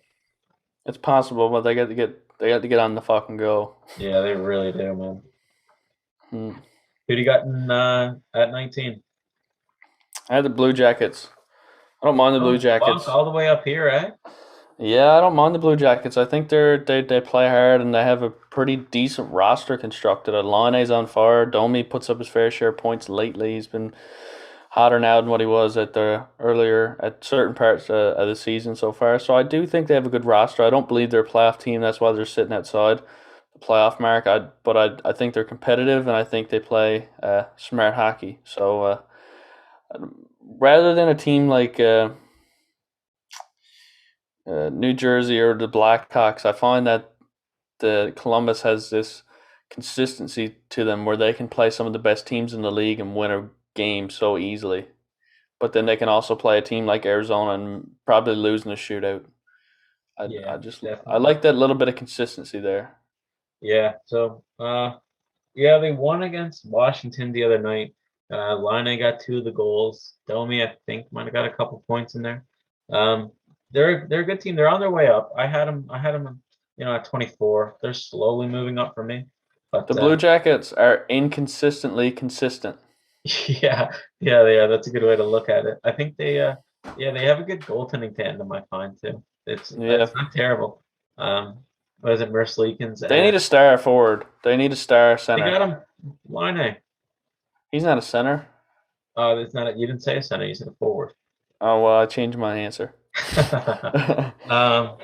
Yeah, I guess they were expecting more from Patches. I thought it was a mistake to let Wenberg go. I thought Wenberg was good there. They traded away Dubois. I guess it's fair though. I would think I'd rather have Line than Dubois. I think it's much harder to find a player like Line than it is to find a player like Dubois. I think they should go for a center like Sean Monahan. No, man, they don't need another second line player. They already got that. Yeah, but they're never going to be able to get a first line center in the open market.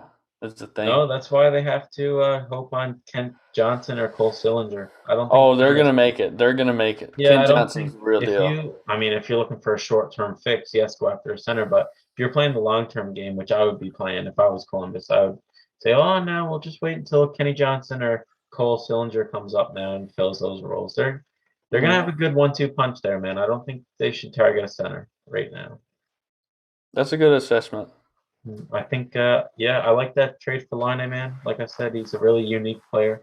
He's got a booming shot, but we've also seen him go coast to coast. He's really deceptive in his speed. You're like, holy fuck, look at that big sack of rocks over there moving. Before you know it, he's in your triangle and sniping it. Yeah, exactly. So, it's gonna be fun, man. Columbus, I don't know. I can watch Columbus highlights. I don't mind them. Mm-hmm. Yeah. What about you? 19 for me is the San Jose Sharks, man. They've been scoring goals, but I guess not getting their W's. Erik Karlsson's been out. He wasn't putting up much offensively, but that still takes a lot of morale out of the locker room and a lot off the bench. So yeah, they're starting to drop off. Nobody really expected much from this team. They started out super hot. I think they were a top 10 team at one point, but they're starting to fizzle out now, which makes they miss Kane. Yeah, I would say they miss his Kane. Yeah, yeah. Buddy, the only motivation they used to get was Kane was like, "You bastards, I got fucking $500. You guys don't win tonight." And then they go out completely wrong. So they got nothing to play for anymore. So you might be right. So this is a team, like I said, that I think New York Islanders can pass. Sharks are one of them. So yeah, I don't know. It's going to be interesting what they do with Hurdle. Why I like the Sharks so much is that they also have no goaltending, but they somehow make it work. Aiden Hill and who's the other guy that's Reimer and Reimer are doing surprisingly well for what they're making and what they were projected to be. Just going into the season. So they're doing a lot better than fucking Jones did the last couple of years. That's for sure. Yeah, man, Martin Jones is brutal, dude. You know what? He'd have one good season and 3 bad seasons. That was his problem. If it was the other way around, dude, the guy would have a Vezina. Yeah, he was a fair goalie. I wouldn't tie his name to a Vezina at all, but no. Yeah, so that's 19 for me. Who do you have at 18? I had the Canucks. Yeah, I figured they must be up here somewhere. Yeah, I really like Bruce and I like JT Miller. I like what they're doing. I think they're starting to win some games and they're fixing what was wrong with them in the earlier part of the season. I know that they were really far behind, but they're starting to get close. I mean, they're winning a few games, and they're going like 4 games and a loss, 2 games and a loss, and they're slowly. They weren't even potentially close to the playoffs, but now they actually have a shot. So it's nice to see that, and I think they're heading in the right direction. I think next year, if they add the right players, they can be a playoff team. This year, I think they're going to be on the edge. Dude, you know what? Unfortunately, I think JT Miller goes to New York. He's probably going to be traded. What? He's probably going to be traded. Unfortunately, because he's a great player and he could definitely help him out next year. But I think the GMs there, I think Alvin has already decided these players got to go. They need some more like cap room. I mean, OEL is tying up so much cap. Just like he's playing good though. OEL I think he's got 6 assists in his last 3 or 4 games too. He's been playing well lately. Yeah, but unfortunately, I think JT Miller's the odd person out, which is sad to see him go. But man, if he gets playing with some actual players like Panarin and Zibanejad and Kreider, I mean, this guy is gonna fucking light it up in wherever he goes. I think it's going to be New York. Hmm. I think he's your second line right winger, right behind Kreider. That's a good top six. Oh, buddy, is it ever? Hmm. So I think, Wow, yeah, I think that's their guy. But yeah, that's a good yeah, assessment. good pick, man. I got I had Vancouver a bit further back, but they're definitely climbing the rankings They're quick. climbing, man. They're climbing. Yeah, I absolutely. think I think they're going to be on the edge. That's my prediction, but Yeah. we'll see. Who do you have? I got the Edmonton Oilers just because I can't put them any lower, and I couldn't put them any higher. Actually, I could have put them higher if they didn't get shit kicked by Chicago, man. They lost 4-1 to Chicago, and that turned my stomach, man. I was like, guys, you were on a fucking little win streak. All you had to do was beat Chicago, which is a shit team, but they couldn't. They Yeah. couldn't do that. So I don't know. It seems like they got a bit of momentum, and if they beat Chicago, I think they would have broke through and went on a 6 or 7 game winning streak. But I mean, just losing to Chicago, that's got to kill the momentum, man. So I think they're gonna. I think it's. I don't know. I thought the worst was over, man, but I think they're just gonna be a 500 team from now on. I think it's very possible they miss the playoffs. Their only chance of getting in really is if Anaheim, Los Angeles, and Sharks start shitting the bed and drop down to Seattle and Arizona numbers. I don't know. I don't know if they're going to make the playoffs, man. I don't think, like we said and we discussed plenty of times in this episode already, I don't think Tippett was a problem. No, and you know what? I haven't heard very much of. Geez, I already got the fucker's name forgot, man. Jay Woodcroft. Poor bastard. Yeah, Woodcraft. I haven't heard much about this guy, man. I'm sure he's a. I'm sure he's a. He's a guy. I'm sure he's a guy. Yeah, exactly. I don't think they made up this person or anything, but I haven't heard of any of his success. Yeah, that Jay Woodcroft guy. I'm sure he's a guy. Yeah, yeah, definitely. Like Bob McKenzie said it best. That Jay Woodcraft guy, he's some by. And that's about it. But yeah, their goaltending is a big issue, man. It needs to be addressed trade deadline. They were like, oh yeah, Mike Smith is back. Mike Smith fucking lost 4-1 to Chicago, and I wouldn't doubt it if he fucking got another injury from it, man. I'd say he's got a broken heart. They keep saying, oh, it's from within. The only thing from within is fucking diabetes and carpal tunnel. These guys are fucking ancient. They're getting trade for a younger goalie, man. Holy man, fuck. they got to. I would be targeting Varlamov. I'd be targeting Varlamov, yeah, that's a I'd good be one. targeting Grubauer. I'd be going after Flower. One of these goalies. One of those 3 goalies has got to make their way to Edmonton for them to even have a chance at making it to the second or third round. If they don't do that, they're hopeless. They're not going to make the playoff. They're not, and even then, it's not. You're not certain if they're going to succeed in that environment. So exactly. Who do you got at 17? I had the Ducks. Yep. Fair enough.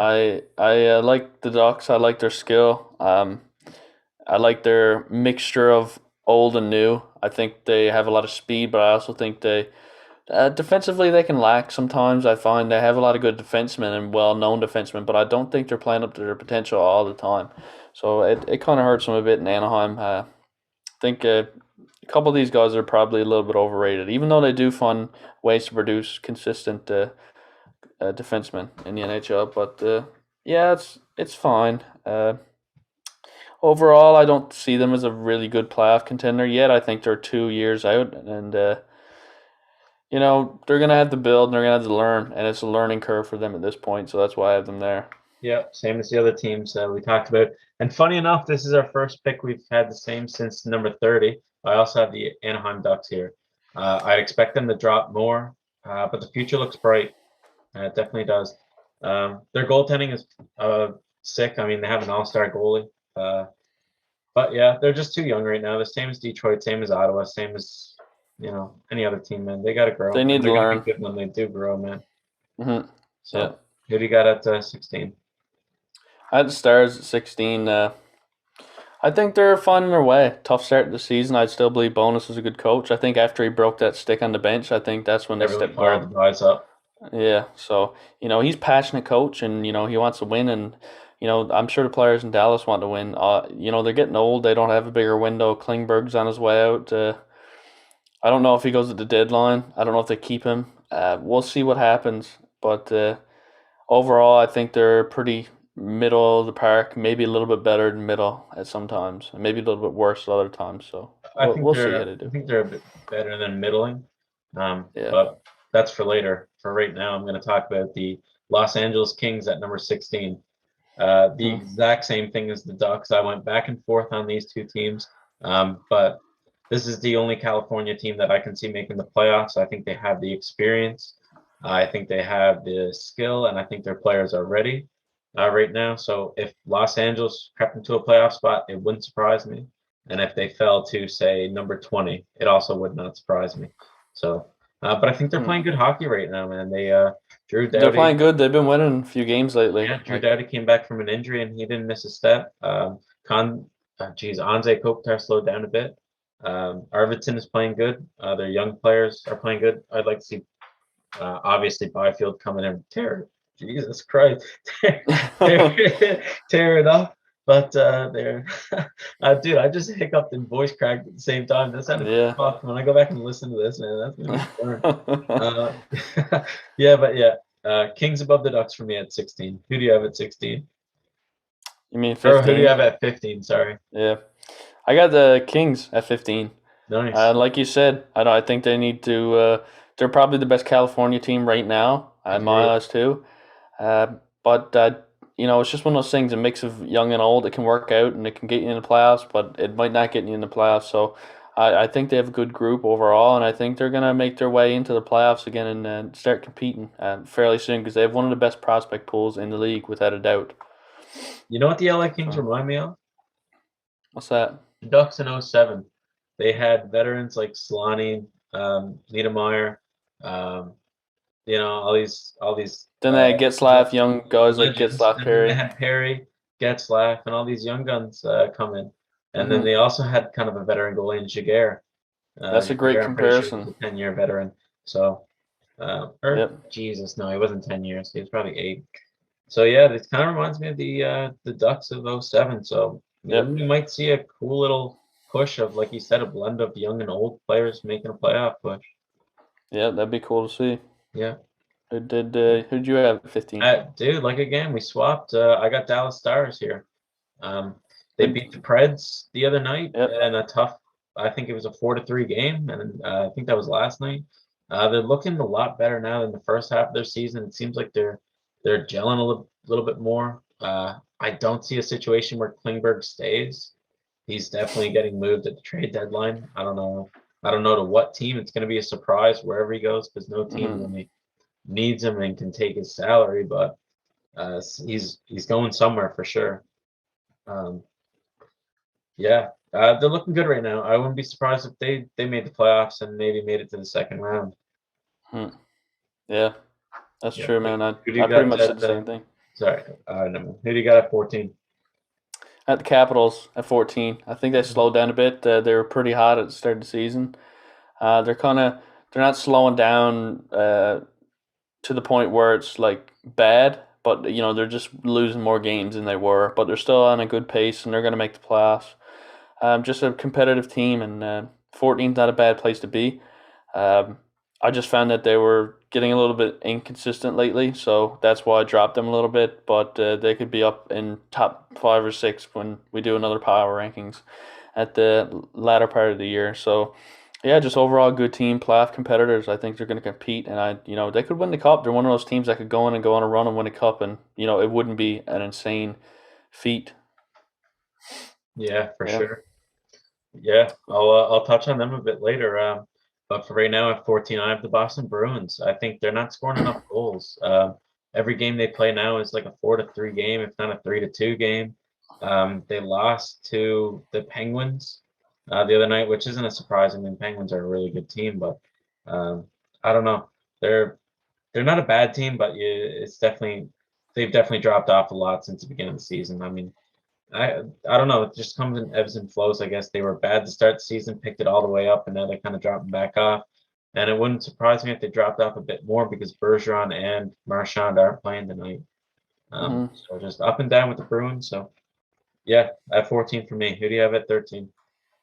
I got the Flames at 13. I really love the way they play hockey. I love that grind them out, with speed and toughness and be able to score and be able to defend. I really like their overall game. I like the coaching change they made a little while back with Sittler. I love the way they play hockey, man. I just think they're going to be a competitive team, and I think they're more dangerous in the playoffs now than the regular season. And they've never really been dangerous in the playoffs, but I think just because of the style they play, if they get in the playoffs, they could take out a team like Colorado because just the way they play. I really believe that you get in 4 or 5 games with a team like this, and they find ways to defend against you and wear you down. I think Calgary is a team that can wear other opponents down easily.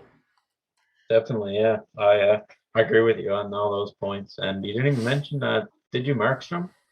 I think No, great goalie. Markstrom broke a record the other night for the most shutouts by a Flames goalie in a season, and he's still got half a season to keep going. Incredible goalie. Great. They miss him in Vancouver. Sure. At 13, I got the Washington Capitals. I mean, I agree with everything you said. They're definitely slowing down a bit. Ovi was out, and he was out for COVID protocol. Came back and just got an assist, but I mean, he's getting older now. There's only so much goal scoring that you can get out of him. He was probably pissed off to see a guy like Chris Kreider fucking overtake him for the Rocket. I'd be too if I was Ovi. There's a good team, but goaltending surprisingly has been an issue. I didn't think their goaltending was going to be a problem. Vanasek and Samsonov were deadly at the start of the season. They're probably one of the best 1-2 punches.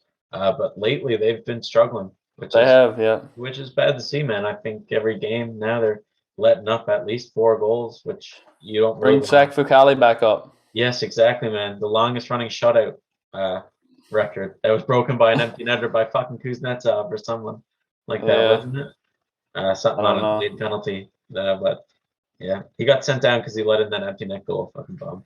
No, I love Zach. Jesus. Fucale. I watched him at the Mile 1 Center probably like Ice Caps years ago. Yeah, with the Ice Caps, beauty. Mm-hmm. Who do you got at 12? I have a feeling it might be Boston. It's Boston. Yeah, I was waiting for him. Yeah, they're getting injuries, and they're a solid team though. I mean, they're a solid team. I think they need to upgrade their center depth. Overall, they play like Boston. They're always going to be hard to play against. They're always going to be ready, and they can jump on you in the first period and score 3 goals, or they could have a shit first period. It all depends. I think they're much like Calgary. I'd worry about Boston in the playoffs. I don't give a shit about them in the regular season. They can win playoff series because they can wear you down. I've seen that. Fan, I think you might be just speaking off your PTSD. I've seen that they can wear you down. And it's a it factor that some teams have and some teams don't. I believe Calgary has that. I believe the Bruins have that. I wouldn't be able to say other teams off the top of my head that have that, but there's a certain, when you're playing against a team. Columbus, the last couple of years, they beat Tampa. Yeah. They beat Toronto. Yeah, they did. There's certain teams that can wear you down, and I think the Bruins are like that. And they're pretty high on my list because they're still a good team, even though they've been through some struggles. Yeah, they for sure are. At number 12, I have the Calgary Flames. Like you said it pretty much perfect about their team, but just going back to their goaltending, I mean, Markstrom broke the record for the most shutouts by a Flames goalie in a season, and he's still got half season to go. Vladar is such sneaky, underrated, good backup. He is sneaky goaltender. Good.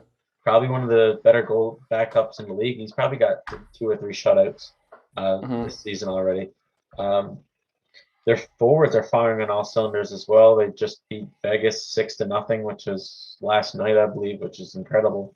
I don't know. They just got a really deep team too. Like we said about the Kings, they have a good mix of young players and old players coming together just to form this really dynamic, very old and wise kind of minded team, which is what you need deep in a playoff run anyway. It doesn't matter how skilled you are. I mean, the vets know how to get it done in the playoffs, so you definitely need them. Mm-hmm. Yeah, the one thing I would say about your Boston pick, sorry, just to go back real quick, is they need more toughness. There's no doubt they are tough, but I think the player leading with the most fights already is Trent Frederick. and he's not very intimidating. Yeah. I think he's only like 5'10", probably like 190 pounds. He so thinks he's definitely not- intimidating. I mean, I wouldn't want him punching me in the face. He's a pretty dirty player. Frederick? Yeah, I've seen some dirty plays from him, man. I think he's like he must be watching Marchand. Yeah, he's watching All the time. Marchand's replays. Like, oh, I want to be like Marchand. Who do you got at 11, old friend? I have the Golden Knights at 11. I don't have too much of a analysis for the reason I have them at 11. I just think there was points earlier in the year where they were struggling, and right now they're playing well, and they've had players come back from injury. 60-0 to Calgary. Yeah, well, you can look over that. They won 4-0 against the other night against who was that? The Oilers, right? Yeah, it was the Oilers. Yeah, so I mean they've had their ups and downs, but overall they're a really good team. I think they have a lot of big name players, a lot of good pieces. Over the last few years they've added a lot, so I can't justify putting them below 11. I think they compete every game, and some games they have off nights, but then they have a consistent run of like 8-2 or something. So they're a fair team to play against. I think they're still at the top of the Central, are they not? They're up there. They had a shittier record, but they've been building some wins up over the last month or so. Yeah. Well, January was a really good year for the Vegas Golden Knights, and I think their record is 2-1. I think they won 2 games on the first or since February or something, and then lost to the Flames big time last night. Mm-hmm. But yeah, I also have the Vegas Golden Knights. I mean, they had a good January, and then later in the season they were losing some games, but it was to teams like Carolina and to Florida, so I don't pay too much attention to that. But I don't know. Leonard sometimes seems shaky. I know he faces a lot of shots. Like Martinez being out is probably a big reason for the defensive collapse, but he faces a lot of shots. But some nights he gets lit up and just, I don't know, can't get back into a game. And he gives up, I don't know, bad goals. And Stone and Patches are really injury prone. They are, yeah. It So seems that they're- way. Yeah, they're out a lot of games. So I'm gonna check right now. So they are still at the top of the. They're in the Pacific. Jesus Christ! No wonder they're at the top. They don't got any competition. No, no, they're at the top of the Pacific now. But yeah, they wouldn't be the favorites going into the playoffs as of right now if they don't get all their buys back and get Leonard some confidence. Mm-hmm. Who do you got breaking into your top 10? We got a lot of the same teams, man. I think we've covered all the same teams already. Yeah, I think we're pretty much even up to this point. We've been going pretty back and forth. I think we're a direct. Be pretty I similar. think our top 10 is the same 10 teams. All right, who's your 10? Nashville. I got Nashville. What do you think about Nashville? I think that they're having a comeback year. This is the comeback year for Nashville. This is the redemption story. I think they're going to be a good team, man, and I think they could squeak past a couple rounds in the playoffs sneakily. They've done it before. They went to the finals. I wouldn't count them out, but I also wouldn't put my fucking chips in on them. So, I wouldn't put my last dollar on them, though. No. But they're competitive. Duchesne's having a career year. Saros is playing like a Vezina candidate. Forsberg is fucking unreal. I think he's got 24 snipes already. They've got a great team, man. They're buzzing. Yeah, I was shitting on them earlier in the year, I think, but I was too, man. In our rankings, I had them like as a middling team. They could go either way, and I think I chose to shit on them too. Yeah, not so bad as me choosing Carolina to miss the playoffs. That was a bad call, man. Yeah, well, I mean, this guy took Cole Caulfield to win the Calder, so that. Yeah, but you also said Seattle was gonna make the playoffs. Yeah, man, you also said I said Montreal was gonna make the playoffs. So we're pretty even on that.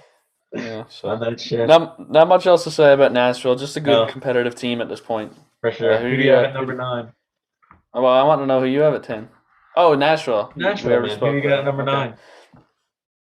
I had the Blues. I also got the Blues. What do you think about the Blues? I think that the Blues are they're just a solid team. And like Berube is a sick coach. We went over that, and Karu's having a great year. Oh, yeah. Riley's having a decent year. He's still a solid two-way forward.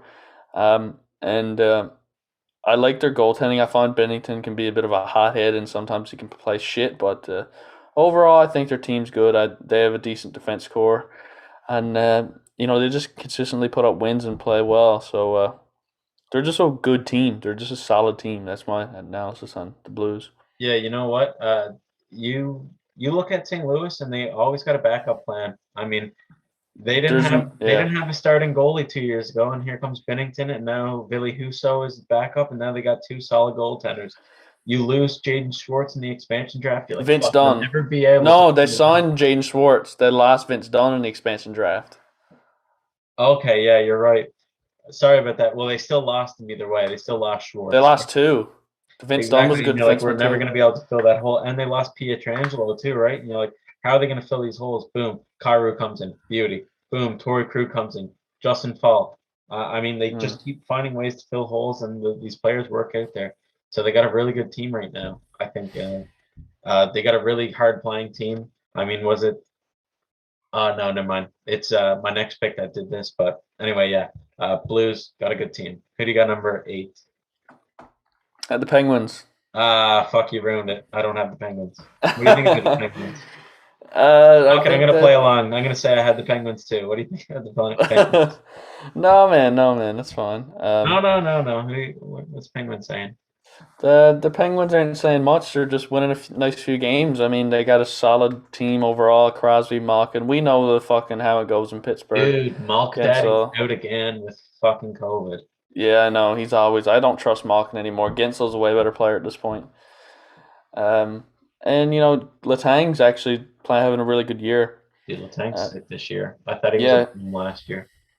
Yeah, I always think Letang's going to drop off, but he actually keeps having pretty good years. So it's nice to see that. Jarry's not a bad goalie. People were shitting on him after playoffs the last few years. Man. But, thank you for saying that, man, because a lot of people were shitting on him, and I kind of wanted to have his back, so I'm happy. So, he's a good goalie, man. He just had a tough go, but this is a new year, so we'll see what they do. Dude, he's a fucking all-star. Yeah, Pittsburgh's much like Washington, really good team overall. They had their ups and downs, but they could win this cup any year, I feel like, just because of what they know and what they've been through. Definitely, man. And, yeah. So I just wrote down that Crosby is really starting to gel with Rust and Gensel like they were last year. They're lighting it up. Rust is he was out all season. He came back and he was scoring like 3 points a game with Crosby and Gensel. Jarry's an all-star. Yeah, this team is just a good team right now, man. Yeah. What do you got at the 7? At the Wild. I'm gonna say I have the Wild too. I actually had the Wild at 8 and the Penguins at 7. So this isn't bad. We can just flip them. Okay. What's the Wild saying in your mind? Oh, the Wild are competitors. You don't count them out, man. They can win any game against any team any day of the fucking week. They have one of the most prolific players in the league in Kirill Kaprizov, an absolute all-star. I mean, this guy can put up 5 points almost every night. He's insane. He's always getting assists constantly. He's always on the ice. When he's on the ice, something happens every shift. Doesn't miss a shift. Zuccarello is a gem. With Zuccarello, once they find with Kaprizov, sorry, once they find that center that fits in there perfectly, Ryan Hartman's having a good year. He's played on that line for a bit. He's actually having a decent year for a guy who's in the bottom 6. This is the best he is. career he's having. I actually got his stats here, man. He's got 18 goals and 15 assists. Yeah, he's having a great year. He's a beauty, man. Yeah, compared to when he was in the bottom 6 last year, he's really stepped up his game and played a major role. Yeah. Boldy's having a great start to his career. Way better than I thought. He's looking like a top 6 forward. And they got more pieces coming in. So I could talk about the Wild for a long time. I'm going to sum it up and say that I think they're due to win a round. I don't know if they go to the conference finals, but I think they're going to progress forward. Yeah, and I think you summed it up even before that when you said this team is a competitor. I'll tell you the one thing about Minnesota Wild, buddy, they win by committee. There is no team that is more mediocre and doesn't deserve to be where they're two than Minnesota. But Shut up, man. They They come got in an to all-star play every goalie. game, and you know what? They came in to, I think, Winnipeg was playing Winnipeg, and Jordan Greenway and fucking Marcus Foligno were just throwing hands at center ice, man. Did you see that? Yeah. That fired me up so much. You don't see like a tilt at center ice very often, let alone two. So They got some explode us. goons. Like I was saying, man, every position is mediocre in Minnesota, sorry, but they play great as a team. They play very simple hockey, get it in, pucks in deep to the net, all dogs go. They're great defensively, man. They got one of the best defensive cores in the league, all the way down to the bottom six, man. Their bottom six could play top 2 minutes in fucking Montreal, top 2 minutes in Arizona, man. These are talented defensemen they got there in Minnesota. So good for them. Go up. Come on. Steve's having a little intermission right now to tame the cat. Nah, she's good. I'm ready for 6. You ready for sex? Wow, you heard that wrong. No, I know. Who do you got? You're ready for 6, buddy. Tell me, who do you got at 6? I got the Rangers. The Rangers. All right, I'll play along with that. Why do you think that? I think they have one of the best coaches in the league, and I think they have one of the most dynamic forward groups in the league. Zibanejad, all these guys are so talented and skilled, and they show up most nights. Panarin, I mean, they got one of the best young defensemen with Fox. He already won a Norris. I just think they have a solid group. They're putting it together. I don't like how they're moving the young guys, though. They're still struggling. Lafreniere and Kakko. I think one of them's going to go. I think Kakko's going to be shipped out eventually, man. When it doesn't work out, it doesn't work out. You try and get some assets back to make your team better, because I don't think Kakko or Lafreniere is making that team better as we stand currently. But solid team. Playoffs, they're definitely playoffs. Do they win a round? I think they're one of those teams who probably lose out in the first round. I think a team can overwork these guys in a 7-game series. Yeah, the big takeaway from the Rangers is there's no better example than the New York Rangers than what a player like Ryan Reeves brings to these teams.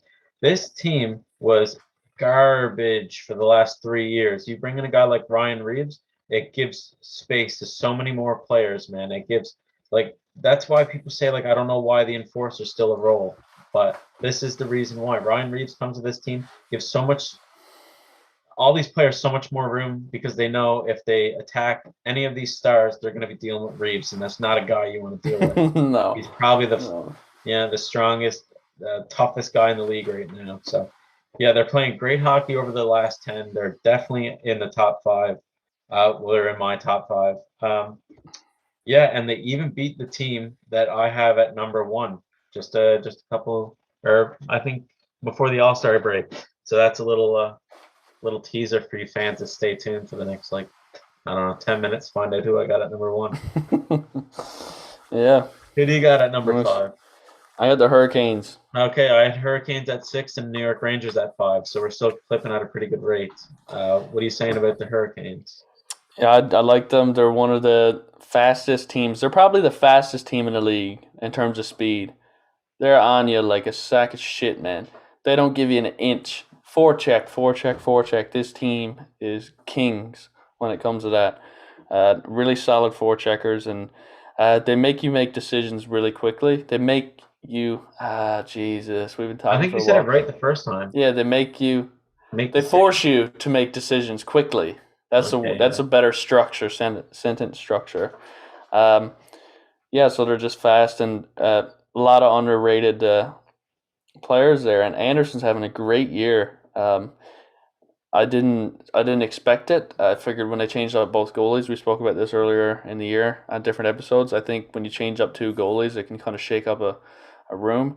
But it worked out for them, and I think they could go on a run for a cup this year. They're that good. Definitely, man. Yeah, they should definitely be a lot higher on my list. I had them at 6, and that's only because they lost to Ottawa the last game. I guess that's just having a bad 2 periods though, because they own that 3rd period. The Carol, like you said, they dumped the puck in, and they were on you in 3 seconds, if that, from blue line to corner in 3 seconds, and then on your ass, buddy. You got to make a decision. Yeah, so really good hockey out of Carolina. Not like you said, just like you wouldn't expect them to be so good because they changed both goalies, but I think that's just because we have never seen that before in NHL history, and that's why it was so confusing. But yeah, Magic's there showing off in the background. That's why we're giggling a little bit for you podcast. She's jumping on the bed, putting on a show. Oh yeah, Dude, she loves attention. Yeah, buddy, she don't move until the camera goes on. She fucking then gets surly and starts whipping around. Who do you got number 4? I had the Leafs. Okay, yeah, I can go along with that. Absolutely solid. They're winning the cup. And that's all you got to say on them, eh? No, you know, they've got so much talent, and I think they're learning to play the right way. They've lost so much that I think it's that year that they finally get over the hump. I don't know if I'm saying they win the cup because I've said it at the start of the year, so I got to keep saying it. But if I was talking as an outsider, I'd say, well, maybe they don't win the cup, but maybe they get round 2. Maybe they get the conference finals and lose. Conference finals loss would be a success for this franchise, and it's a push in the right direction. So let's hope that we see a round 1. That's what we want as Leafs fans, and I think we're getting there. I think this is the year they win a round. Yeah, I can see that. I don't know. You know what? I can definitely see that if they're going to end up playing Tampa Bay at this point. I mean, Florida's running away with it. Florida's going to play Boston. Florida's going to shit kick Boston. And then Toronto and Tampa's going to be a good series. I think the only way Toronto wins against Tampa is because Tampa has been doing this since 2015. They've been consistently going deep in the playoffs, and their players are tired. So I think if Tampa Bay runs out of steam, I think Toronto can get past them, and then they got to get past Florida. I think Toronto has a way better shot of beating Tampa Bay in the playoffs than a team like Boston. I think it's a mental game where they know. If Toronto can get the number 1 and play Boston, easy round 2. They're going to have to work to get past Tampa Bay, but I don't think any team in the Atlantic right now beats Florida Panthers. I think Florida at least goes to the conference finals. That's another topic for a different podcast. Let's get back to it. So yeah, I'd agree with you there that they're around number 4. They're on a 6-game winning streak right now. They're absolutely on fire. Mitch and playing tonight have been lights out. Playing in 28 minutes. What? They're playing in 28 minutes. Yeah, exactly. So that's going to be, I don't know, who they playing? I don't know. I haven't looked yet, but I know they are. I forget. Good stuff. Yeah, they have a chance to make it 7 straight games. I contribute this win pretty much to 3 guys. It's got to be Matthews, Mitch, and Jack Campbell. All 3 of them have been playing really good hockey, man. And if they keep it up, there's no doubt in my mind that they secure a second spot at least in this division. Mm-hmm. Who do you got at number 3? I have the Florida Panthers. All right. Okay. Not bad. What do you think? I like them. They're scoring a lot of goals. When it's all on the line for me, I believe that the other 2 teams are better teams. I think they can score a lot of goals and they can dazzle you. They have a good defense structure as well. And they're playing really good. I like Burnett as a coach after Quenneville left. But I think the other 2 teams are better, so I put Florida third of result of that, not result of their bad team, because they're not. They're an excellent team. I think just the other 2 teams are better. Yeah. That's pretty much where I have them. Yeah, I didn't necessarily rank this as who I think the better team is. I think it's just like probably I ranked these in like the last 10 games and I think the other teams are probably playing. Yeah, the Florida's lost a few though. I went along because I thought you were gonna wrap it up like me, but I had Tampa Bay at number 4, so I think Toronto is at number 3 for me anyway. Mm-hmm. But I think Tampa Bay is at number 4 because they got the best goalie in the league and probably the best team we've seen in the 2000s, or one of the best teams at least in the last century. Century meaning the year 2000 and up. But they're not playing great hockey right now. I mean, obviously they're so tired. They've been through 2 cups and then 2 cup parties over the summer, so they're definitely tired. But they'll definitely turn it on in the playoffs. But for right now, Tampa Bay's at number 4. Toronto's at number 3. You had Florida at number 3. I want to hear who your number 2 is. I had Tampa. Tampa at number I 2. don't. Yeah, I think Tampa's still clipping along and they're doing great. I don't think they're that far behind Florida, maybe a couple points. For what they are and for what they've won, I think currently in this power ranking in this day of this month of this year, I think that Tampa Bay is still a better team, and I think they've been playing well too. So I don't want to discredit them. I think they're they're the second team here now for me at top of the league. Yeah, fair enough. I don't know. I gave them a bit of shit because I think, well, in their last 10, I think they've only lost 3 games. Tampa Bay has, so they're still a great team. But I don't know. Toronto lately, 6-game winning streak, so I couldn't put Tampa ahead of Toronto. My number 2 is Colorado. Have you ever looked at their home record? Colorado's no. Colorado's home record is unreal. It's like 16-3. They don't lose on Wow. home ice very often. Like, they are lights out. Wow. They lost a bad game to Arizona, man. And I was gonna have Colorado at number 1, but they lost a brutal game to Arizona. I guess it was only 3-2. But then besides that, I'm pretty sure, yeah, in their last 10 games, man, they only lost that 1 to Arizona. So yeah, they have an unbelievable home record, like I just said, a powerhouse of a team. And right now, I think they're my cup favorites, I think.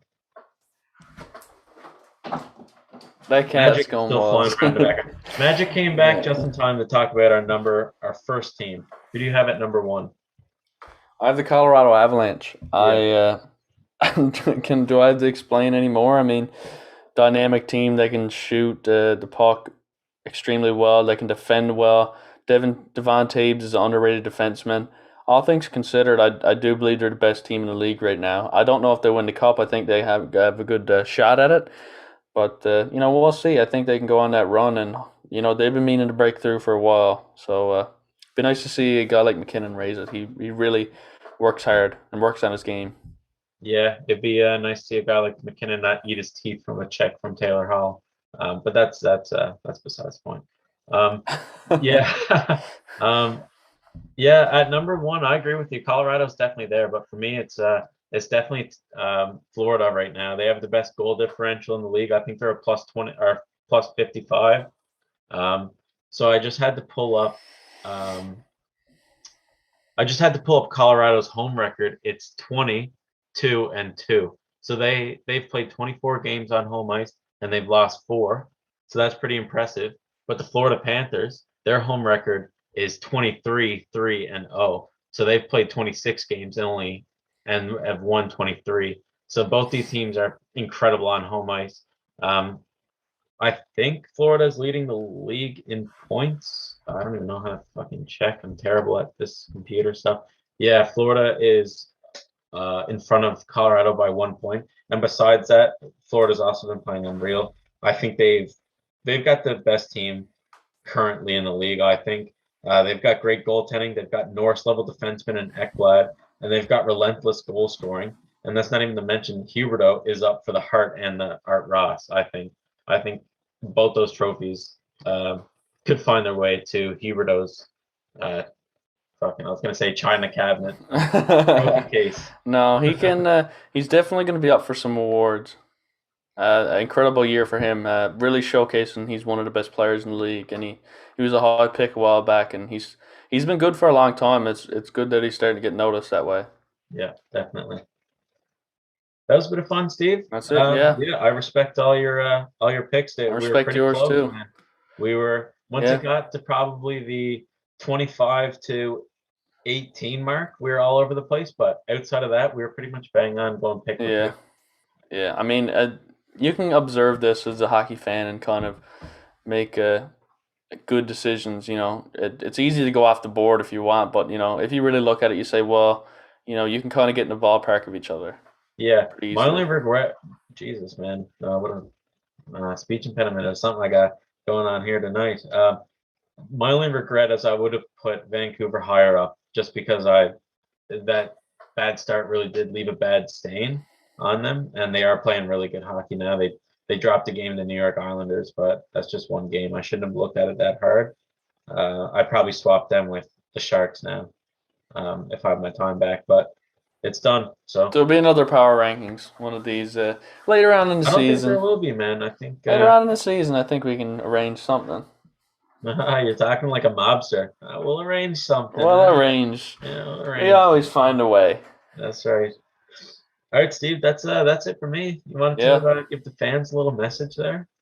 Yeah, you should follow us on Instagram at Hockey Tank. Follow us on YouTube at Hockey Tank Podcast. We don't get as many views on YouTube. It's unfortunate. We do pretty good on the Spotify and Apple, better than YouTube, which is nice. But I'd like to see YouTube get up, so definitely follow us there. And we're pretty active on Instagram too. Those are our only social platforms yet. We haven't reached out to Facebook or anything, but that's probably we're gonna get on MySpace, Tumblr, and Tumblr, Craigslist. Just hockey things. Yeah. But go do that. Yeah. Guys, if you've ever been debating, watching our YouTube videos, don't even watch them. Listen to the podcast, honestly, and then just go and leave a comment. We just want to talk to you guys. That's kind of like the only way to talk to you guys. So, if you don't like, watching YouTube videos for an hour and a half, I don't blame you. I don't either. I'd much rather listen to a podcast. So just listen to the podcast for, an hour, skip through the boring parts if there is any. I can't really think of any off the top of my head. And then just go leave a comment on that corresponding video, because we really would like to get some of your guys' opinions. Yep. So I guess that's it for this episode. All right, good stuff, guys. Stay safe, keep warm, keep your loved ones close to you. Have a good Black History Month, February. Keep that in mind, and we'll see you next week. So take care, guys. See ya.